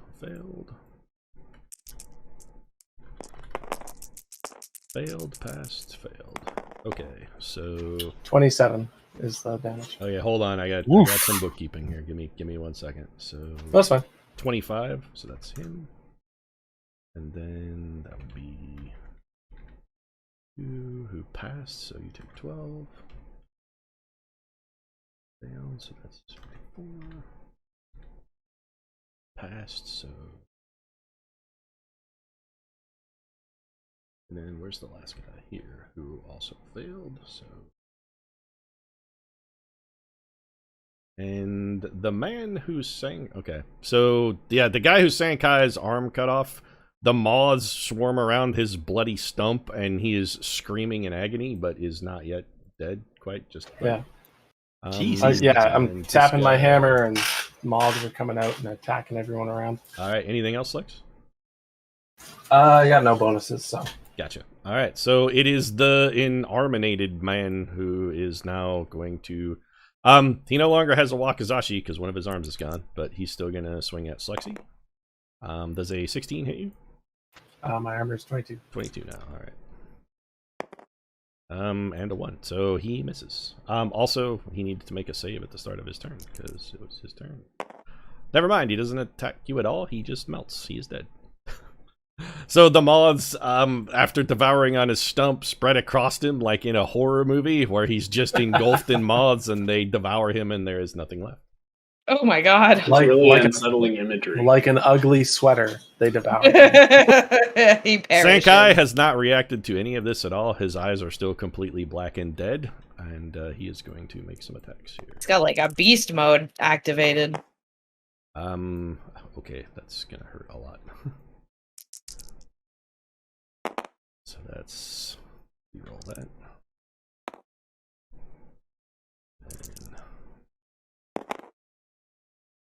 And 12, 17. Okay, so first attack. So he cuts one of this guy's legs off. Which guy? This man that is directly in front of you. Okay. This guy's an expert in amputation. Yep, and he is dead. He actually... Oh, never mind. He cut both of his legs off. He chops that man's legs off, and he dies, and then he steps forward here, takes a swing at this guy, and misses, but then also swings again. And it is another critical. Okay. Sankai is more than pulling his weight here. 5.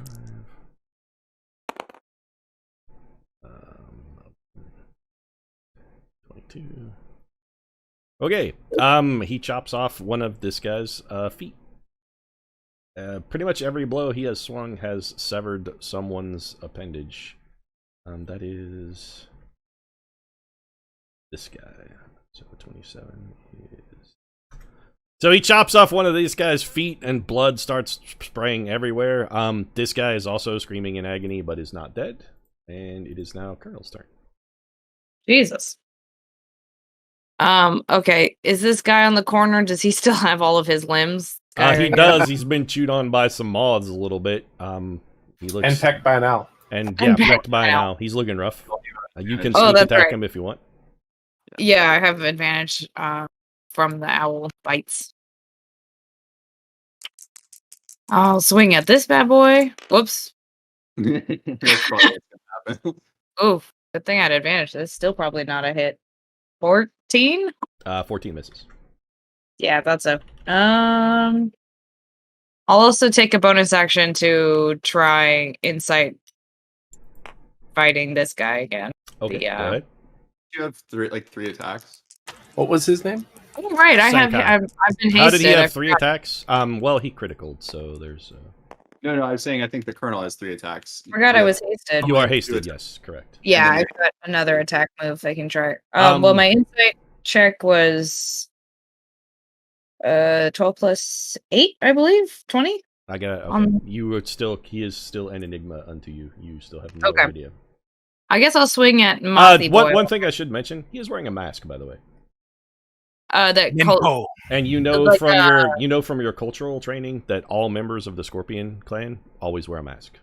It's a full mask, not a half mask. His is so the soldiers are all wearing Mimpos, which are like full masks and scary. His is a very delicate, like it doesn't really conceal any of his features. It looks more perfunctory than functional. It's like a very thin strip of cloth that is just encircles both of his eyes.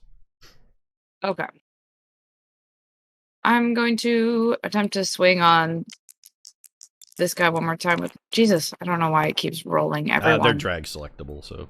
Oh, okay. 22? 22 hits. To hit? Okay. Yep. And I believe I get rolled sneak attack damage because I still have advantage on him. This guy? No, this guy. Owl gotcha. Face. Okay, yes, Owlman, yes, you may sneak attack him, yeah. That's going to be 22 altogether? Okay, you put him out of his misery. You skewer him through the eye, and he is dead. You just walk up, drive your sword through his eye, it skewers out the back of his head in an explosion of brains, and he slumps to the ground dead. All right. Very dead.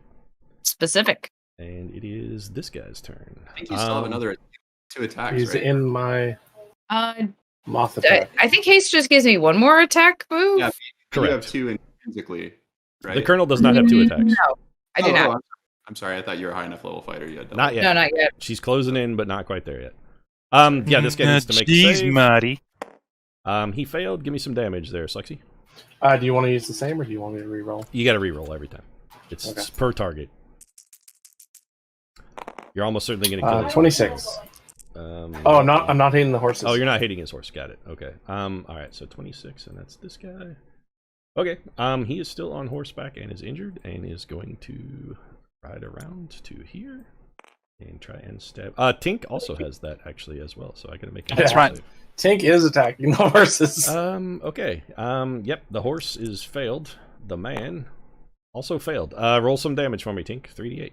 Oh, double 2s. Bye-bye. Stacking Spirit Guardians is excellent. Like it It's just super works. It just works. It just works. Damage, yeah. It works better than anything Todd Howard has ever Okay. put his name on. It's just 9. Yeah, it just works. It's like- 9 damage. Yes. Okay, well you didn't kill the horse, so there's that. Wait, how'd you get 29? Party and horse. It's just Tink with the horse murder. Everyone else All right, tries well to. he's still alive, so he's gonna try and stab the shit out of Tink. How'd you get just 9? 23. 1, 4, and 4. 23, Tink. That hits Oh, you, hang on. correct? Wait, you Was roll it an extra 3D d8. was it Yeah, 3d8? It's 48. It's not. 48. It's not a cantrip. Yeah, he does get 48 because he upcast it. Yeah. Oh, okay. Excuse me. One more. And that is... Oh, shit. 11. Yeah. Oh, it can't be. Literally can't In be 11. total. No, 11 in total. I Got rolled it. So them. 2 more. Gotcha. Okay. Yep. All right. 23 hits you, correct? I think he's No. 22? Yes. 21? Yeah. All right. Take 14 damage. And make a concentration check for me. Oh.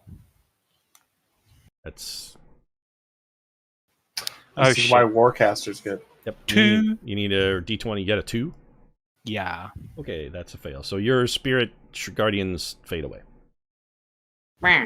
What does your spirit guardians look like, Tink? And he's going to try and stab you again.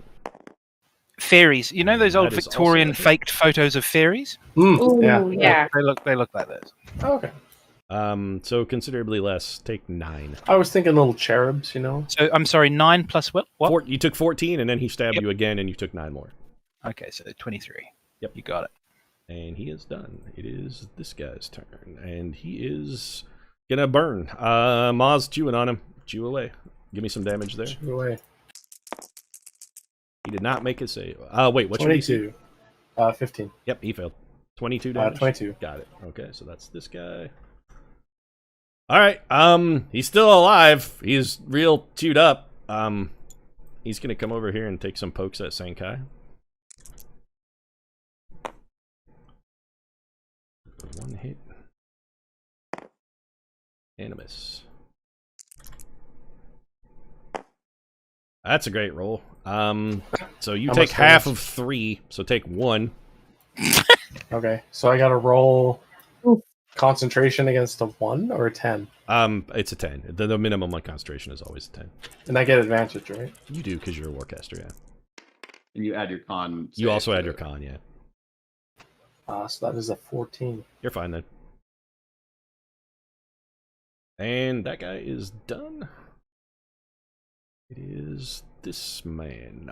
This horseman is about to go, but he needs to maybe burn. So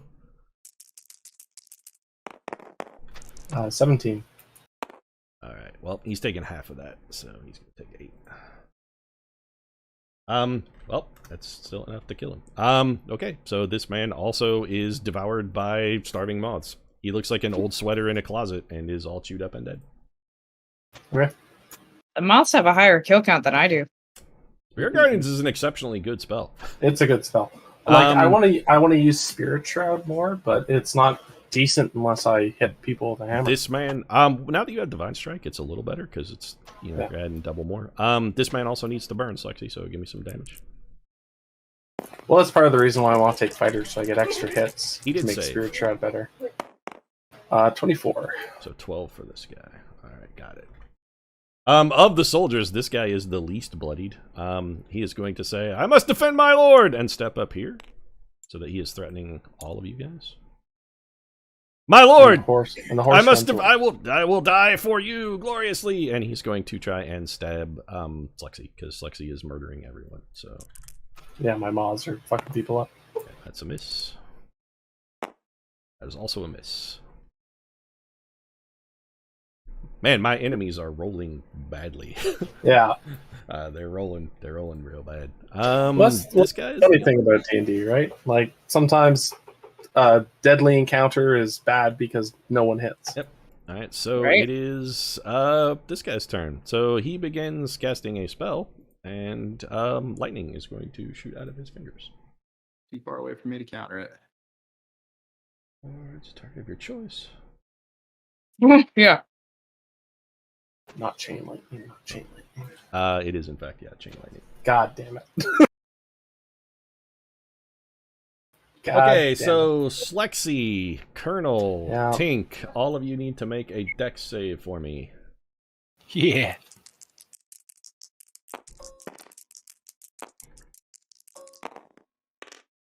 Oh, 14 plus 1. 15. 15. Tink, take 50 lightning damage. Dex? 50? Yes, 50. 50. Okay, I'm out. See you later. 5-0? Yes. Chain lightning is 10d8. Oh my god. Did you fail a save? Wait, what happened? Tink failed to save, yes. What's the save DC? I could chronal what'd you shift. get? You don't get a no. I got 22. You passed. So take 25 lightning. Colonel, what'd you get? I believe I failed. What'd you get? 17? 17 passes, actually. Oh, good. So take Tink, 25. do you want me All to chronal shift you? Would that save your life, do you think, if you could? It might make it worse for the rest of us. No, What? only Tink No, reroll. no, It would only be Tink Tink rerolls, rerolling a that's right. save. Yeah. Reroll a save. Would that? You think that would be? Do you want me to do that, Tink? Might be worth it. Yeah, man, burn it. Will it save your life to take half as much damage? Is the question. Does 25 yeah. still knock you out? Is the question. No, it does not. Okay. I've got 30 left. I'll chronal shift. Okay. Make another save, Tink. Another deck save. Even if this fails, I do appreciate it. Thank you. Oh, you're very welcome, my friend. We'll have you back up and purring in no time, or whatever turtles do. It fails. Purring. Tink failed. All right, he's still Okay, down. I got a heal spell. That's fine. Tink is down. It was worth a shot. No, that's actually an excellent use of a chronal shift. That's actually Yeah. a good thing. I'm currently And this man begins cackling maniacally as the lightning falls from his fingertips. It's like, pathetic child, you have no doubt against my power. My lord is served does well. it hit him as well? No, it did not hit any of his allies. What's his No, name? did it hit Oh, Senkai? Senkai. He didn't yes. Lightning arced all over his body. He didn't even seem to notice, and as a result, you are going to take 6 additional damage. Lexi. 6 this okay. Yep. And then I got to reroll. Or I got to roll con. You're taking half of his half. Yeah. The concentration check. So technically it's supposed to be for each hit, but if those hits are from multiple sources in the same action, you just make the harder one. So you got to make the one for the chain lightning, which is going to be hard because it's 25. Oh god. It's the amount of damage you take. So I rolled what? So I rolled 2 19s. what do you add? What's your con? Con is +3, so 22. 22. Nope, not quite good enough. So the moths are all of your moths go up, and like as the lightning crackles, the flames, the It hits lightning all the moths as well. spreads out to you, and all the moths are incinerated like they got caught in a bug zapper. Yeah. Biddy, you're up. Poor moths. What's the name? Do we know the name of the opposing spellcaster? Their Yeah, his leader? name is Ten Mao. Yeah. Sorry, Senkai what? addressed him by name. His name is Ten Mao. Ten Mao. Okay. It means Ten revenge. Mao, you are. I don't take kindly to people who think they can take down my friends. You may be a great spellcaster, but I'm the best tax attorney in the land, and I move for a recess.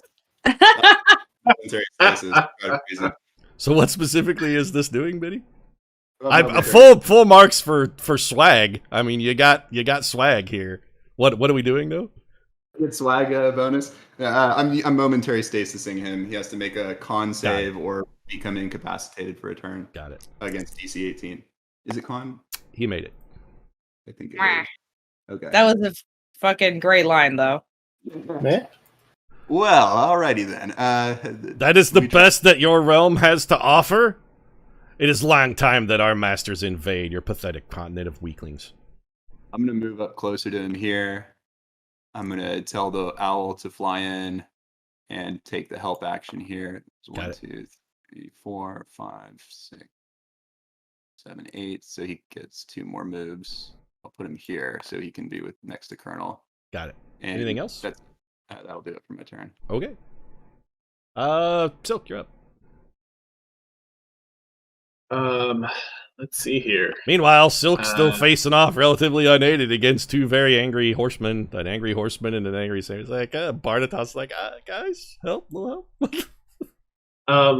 This might be a good time for me to. Can I throw a These peasants major have all image long since fled. and hide in it?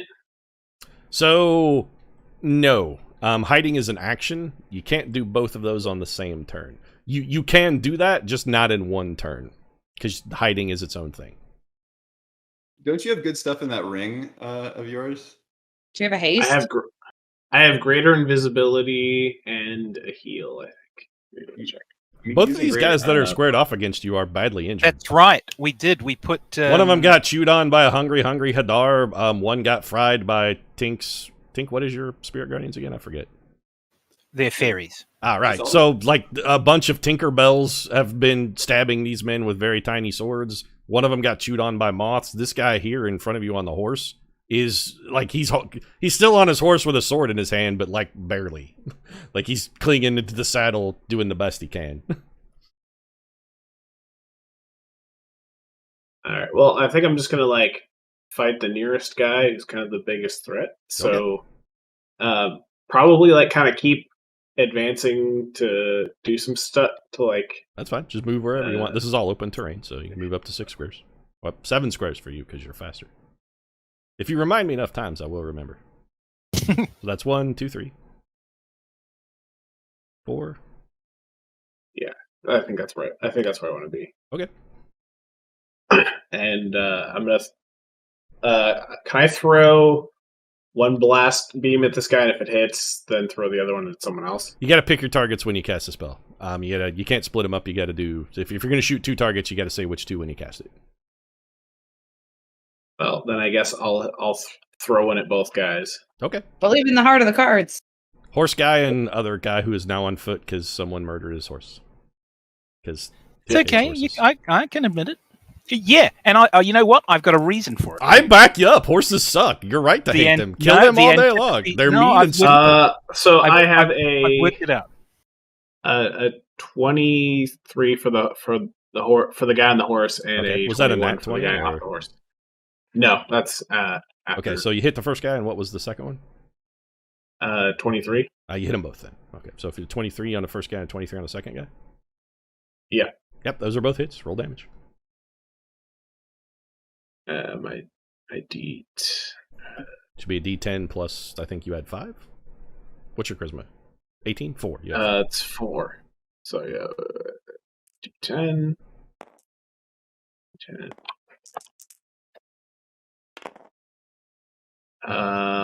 23. So the first guy takes 14, and the second guy takes... first guy takes 13, second guy takes 14? Yeah. Got it. Because you add your charisma bonus to each die. So one guy takes 13, other guy takes 14. All right, well, this guy, you throw a Eldritch Blast, and it goes through his chest and leaves a giant cavernous smoking hole. Stinky Baja Blast. That is you dead. Yeah, actual Mountain Dew would have been less problematic.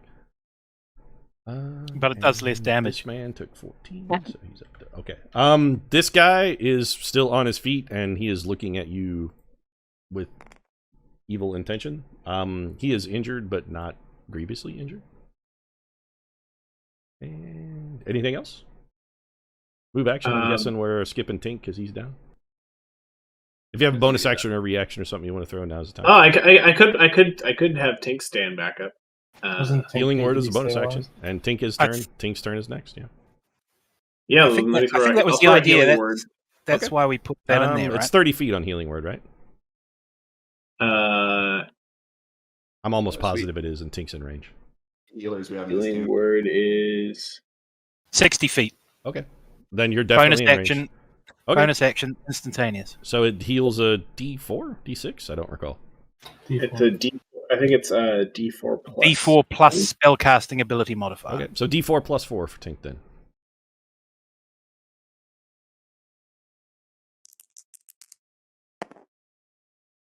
Six. All right, Tink, you are laying on the ground, but you are now conscious. You have been healed, and it is your turn. 6. If you want to stand up, it costs half your movement. Position heal thyself. I shall. Let's. Even in I'll Rokugan, they've heard of the Bard. I struggle. I struggle to my feet Okay. and cast Cure Wounds upon myself. All right. First level Cure Wounds. Let's make it second. Got it. So So you have a bunch of modifiers to Cure Wounds because you're good at healing stuff. So let me. Yes. Yes. Yes. It's gonna be, I believe, 2d8 because you upcast it. Tink is just standing in a sphere of glittering green mana, just like cackling to himself, like. So roll 2d8, Tink. 2d8. Jeez, I should have gone 4th level. Well, it's going to heal you 2d8 plus 10 plus some other stuff. So Is the healing word yes? No, that's my safe word. Somatic component. Right. 6 plus 5, whatever that is. So you got 11. All right. So 22 plus your healing bonus. So it's a level 2 spell. So 24. And then also heal 30, Tink. So I go, oh, nice. So I'm 36 in total. If you had 6 before, yeah. Yep. Anything else? Can I cantrip? No, that you cast a spell. Cure Wounds is casting a spell. Cantrips and spells both take your action. Okay. So. Sorry. You can make a Spirit Hammer with a bonus action. I think that's about all you got. Oh, let's do it. Okay. I mean, who do you want to whomp? Also, some of your other friends are real hurt. You may want to save some of them spells for patching up your buds. The Pearl of Power will do that. Take care of that. Okay. Where do you want to put your hammer then? Anywhere within 60 feet of you. Well, let's chuck it in the middle of where the main event is going on between like here. If you attack that one, I'm assuming you want it to be well, adjacent obviously to a guy. I can't. This guy's really hurt. If you want to have it. There's a delay on the stream. I can't. I'm not quite seeing what's going on in real time. This guy is probably your best bet because he is the most injured. Yeah, put it in the best place. Gotcha. Okay, let's put it here. Go ahead and make an attack roll for me. Should be a d20 plus 10. Your spell attack bonus is getting 15 in total. That does not hit. Okay, so the Spirit Hammer takes a swing at that guy but misses, and it is now Slexy's turn. Who looks the most damaged beside me? This guy is barely standing. This guy's got there's no missing limbs or anything from this guy, but he's gotten whomped a couple times pretty hard. This guy's barely on his feet. He's also been owl attacked, so you get. You do have advantage to hit this guy because he got bitten by an owl. He is the less injured of the two, though.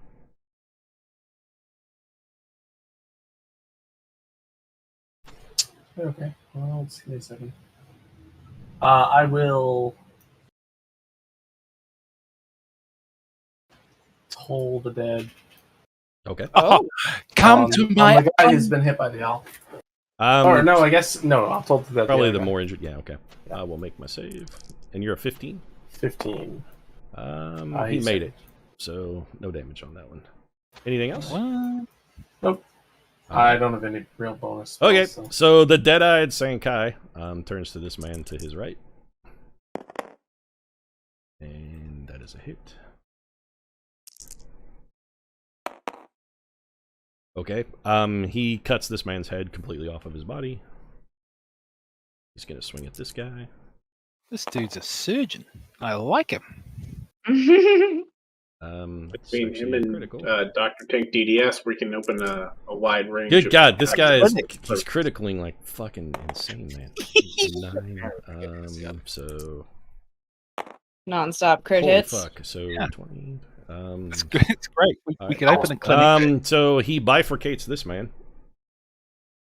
And then he walks over to this guy and is going to take a swing. But this guy is ordered. That is still a hit. What? It's actually a critical. Yeah, man, that's like 3 11s in a row you just rolled. I rolled a 19, a 19, and a 19. So 9.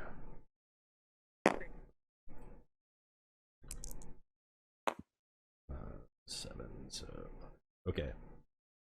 So he comes up to Tenmao and takes a big swing at him. Tenmao is in. Wait, is he incapacitated? If that breaks, if he takes damage, correct? Not we failed this. Oh, right. Okay, so he crosses his hands in front of him, and he is wearing what appears to be 2 rather ornate-looking. They're not metal, but they appear to be like some kind of lacquered finish bracers. And crosses his arms in front of him, and the hit drives him to his knees. Like he stops the blow. It doesn't cut off a limb or anything, but it drops him. Like he falls to one knee and is like bracing against the force of the swing. And it is Colonel, your turn. Okay. Well, I feel like our new friend doesn't really need the help, but I am gonna come over here and take a swing, guy. Okay.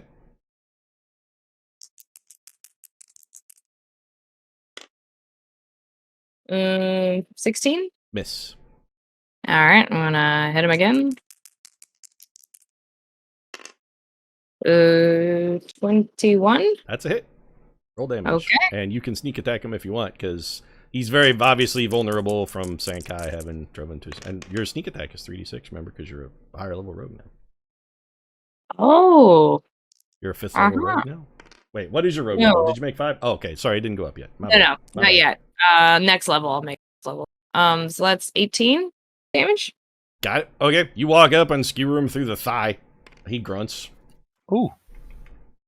And Femoral you're artery. hasted, so you have one more attack if you would like. That was my second attack, so You're hasted. I missed. Yeah, I don't. Okay. I also keep thinking you have 2 attacks. I mean, Okay, if the DM so the gives me colonel- more No, strength, I'll that's take it. The colonel skewered it.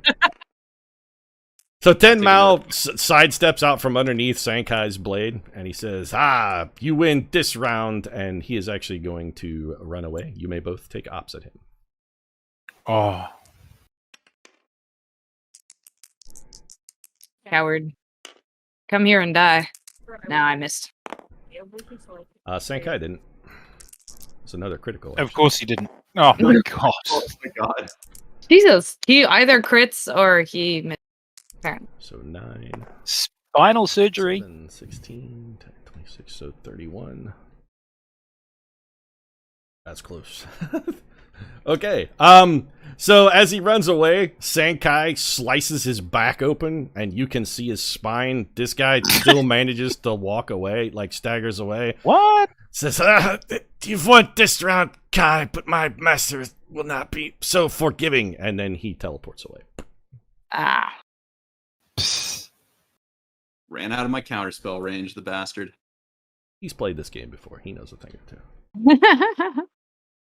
And shortly, like a second or two after he disappears, Sankai spins in a circle, looking around with his eyes still completely black and dead. He's like panting and growling and snarling.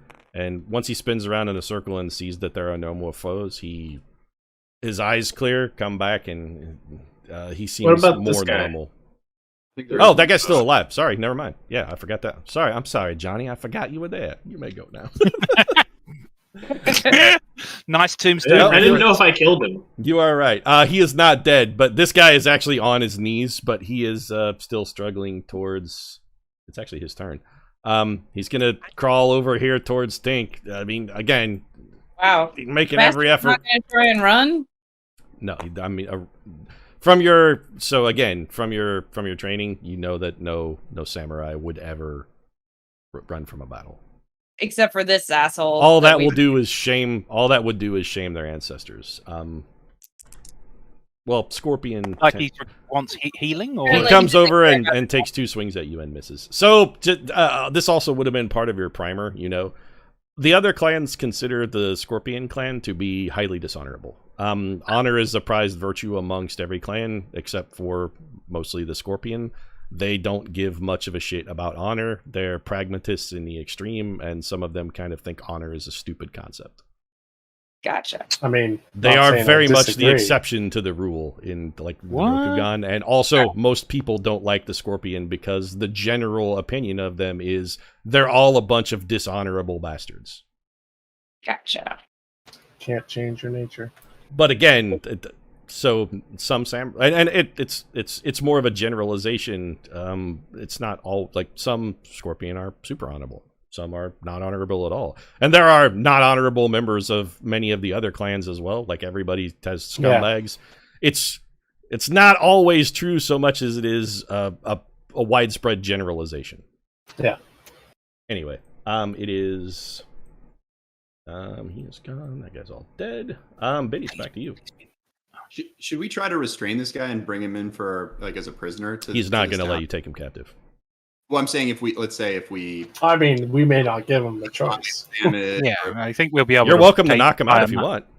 Just saying you're going to have to go melee him to do that. My question is, like, is there a prison or something in this town such that it would be good to take him as a prisoner, or is there no benefit to... I think culturally we're going to do him better by just killing him. Well, I don't. That's my question. Like, you genuinely you don't know. You're not familiar enough with it to understand what would be the right thing to do or what would happen to him if you were to ask Senkai. Senkai is not currently capable of responding in any significant or meaningful fashion. Senkai is not home. I feel like culturally, thank you for your call. If you go, Senkai, what should we do with this man? His response is a snarl. Yeah, culturally, or how I feel is our responsibility is to kill this man as honorably as possible. It's Biddy's turn. This guy it seems to be you are so very pious. willing to fight to the death, as far as you can tell. Yeah, the question but is... you guys are welcome to do whatever you want. If you want to try and take him captive, do it. I'm going to honor someone's culture and religion. Jesus, we really are yin and yang. I love it. We are. I what are you doing, Biddy? So much. And you've gone. You as much as I've gone one way, you've gone the other. Also, Biddy, you can be uncertain and just not. You don't have to do anything. Yeah, you can just be like, I don't know what to do here. I'm just gonna wait. No, I do know what to do, but I don't really care about what he personally finds culturally good. But the question is, would it like look good on us if we brought in a prisoner? But it sounds like we just don't know. You're not familiar enough to know whether this man would be useful as a piece of intelligence. You don't know enough about the political situation in the region to make an educated guess. After having watched the Marathon Man several times, I can tell you that persuasion via dentistry is very persuasive. Just out of, you said you were going to firebolt, right? Well, if we don't care about keeping him alive, yeah. I get you. I just curious what you're doing. We got more stuff to get to, so. You can also just save your spell slot. Roll a hit. Yeah. A cantrip for him. He's also real hurt. Like, again, he's staggered over the tank to sort of, like, flail wildly at him. It's a 17 to hit. That's a hit. Okay. 2d10. And that is 15 damage. Okay. You vaporize his head. Okie dokie. Honorable death. See you later, buddy. How much of that lands on me? Or just for like your edification, like if you fire. guys hadn't have killed him, Senkai definitely would have walked over and chopped him into haggis. So it didn't. Like, yeah. So once that man falls, then Senkai does the spin, looks around, and sees when that's nothing. once he sees nothing, then he comes back to normal. The sword is in his hands. He looks down at it, flicks it at the ground to get the blood off of it, puts it back over his back, and then looks down at the rest of him, which is just absolutely covered head to foot in gore. Yeah. He looks a little off-put by what he has done, and then says, well, thank you, friends. I appreciate your aiding defense of my homeland. My father will also, likewise, almost certainly be appreciative of your efforts here. I'm not certain that alone I should have been able to withstand them. Thank you very much for your help. And he bows very deeply to all of you. Clean up his garb. I'm gonna look over at him and be like, how do you want to treat the dead? Like, do they get buried? So one of the things that you know culturally, people, which means to say samurai and some certain of the merchant class, do not touch things that are dead under any circumstances. There is a specific class of society called Edda. They are the Oh, untouchables. Yeah, I know. They what will be you're the talking about. ones who handle anything that is dead. They handle the dead. If you touch bodies, a normal, if you walk around and touch a dead guy, a normal Rokugani is going to find that extremely creepy and offensive. Yeah. Touching dead stuff is not something that people do. That's for non-people. It's for a specific class. Yep, you don't touch dead Is stuff. that I'm aware. would that apply to like quickly looking and see if they have You do not rob the dead. Okay, so you don't loot the dead. Robbing the dead is actually touching a dead person is bad. If you steal stuff from a dead body, specifically if you steal someone's daisho, that's the kind of thing that will get you put to death. That's somebody's family sword. That's effectively you're stealing someone's soul if you take that weapon. That's the soul of their line of ancestors. For you to steal their sword is unspeakably dishonorable. So I imagine their family would almost the certainly people- swear a blood oath against you to try and reclaim it. The people who deal with the dead, they get stuff back to who needs it. Yes. I imagine it played out something like this. Barditas goes moving towards one of the bodies, and you hear this sharp intake of... And we throw a fucking knife at him. Yeah, you wouldn't. Well, we not, don't know. You would not want to rob a dead body. I'm not sure we really covered that. So you can do These are the it. things we're learning on the road, you know. You can do it. You definitely don't want to let anybody see you do it. Yeah. So if you want to try and do it on the DL, that's cool. But if you get caught, way bad. The next question is: I presume that with the quality of manufacture of these house swords is just through the roof, right? I mean, they look like regular steel longswords to you, so they're decent weapons. But they will be extreme. They'll be virtually non-existent outside. Sankai's is a slightly different. His large sword is slightly different from you, in that the steel seems to be sort of like a watered Damascus steel. No, but as collector's items, because they won't be. It's not like they're exported or made for out of the country. They have katanas So, in Dragonmyrth. I mean, katana is not anything unheard of. Even folded steel ones; those are things that exist on the mainland. You've seen them before. These are not especially remarkable examples of the katana weaponry. Like, you've seen cooler ones. Just adventurers walking around in Rokugan have had better swords than these. But I mean, as this culture is so hidebound, I mean, there can't be many, or if any, of these that are out in the real world. I'm not saying necessarily. I'm not talking about them being magical swords, but just as having value as collector's items. You know? Probably not. Original Reugenese exports. Maybe, possibly. That would be a niche market. Like, again, katana are not unheard of. Exactly, for collectors, that would be. I mean, based on what you've told us, it's maybe if it was a famous one or something, but probably they're just like it would be a product for which you would have to create a market, because no market for that would exist. Pink is always on that hustle. Yeah. He's like, my next. Also, you tend to think that an ancient Japanese katana is a collector's item in our world, and it is. Here, that's not the case. Katanas are everywhere. There's nothing special. No. But so katana as a weapon type is common, right? Obviously, right. And there's nothing special at all about this specific one. It's just another example of a katana. But there will be the fact that this will have various writings, and this going by what I understand from historical. I mean, it would have. Well, it has the maker's name. It has the probably the clan name on it, and all that. And that's also true of all the ones that are in the main continent. Yes, but this is not exotic, Tink. You want to make it exotic? It's not. No. Well, it should be, because this culture is out of the real world. So some weird xenophobic, what the rest of the world largely considers racist and bigots. The fact that they have the same swords that we have over on the regular continent does not make them remarkable in any fashion. Trump supporters will pick those up in a minute. Perhaps, but fortunately none of those live in Dragonmyrth, because, it's a fantasy world enough. And we get to make it better than the real world. Fair enough. Nobody's collecting Nazi memorabilia in Dragonmyrth. Anyway. That's not a bad analogy. Sankai looks down at himself and sees that he is filthy, and then immediately begins. He's like, please come to the house. We must clean ourselves. Marty's gonna mention, so I don't understand the powers that you've clearly exhibited in that last fight, but just so you know, that one asshole got away. Tenmao. I'm aware. I appreciate. I yes, thank you. I had expected as much. He was unlikely to do the honorable thing and face me as an equal. He is a coward and a cur, before we leave as the are field- all Scorpion. We should go speak to my father. He'll want to hear of this.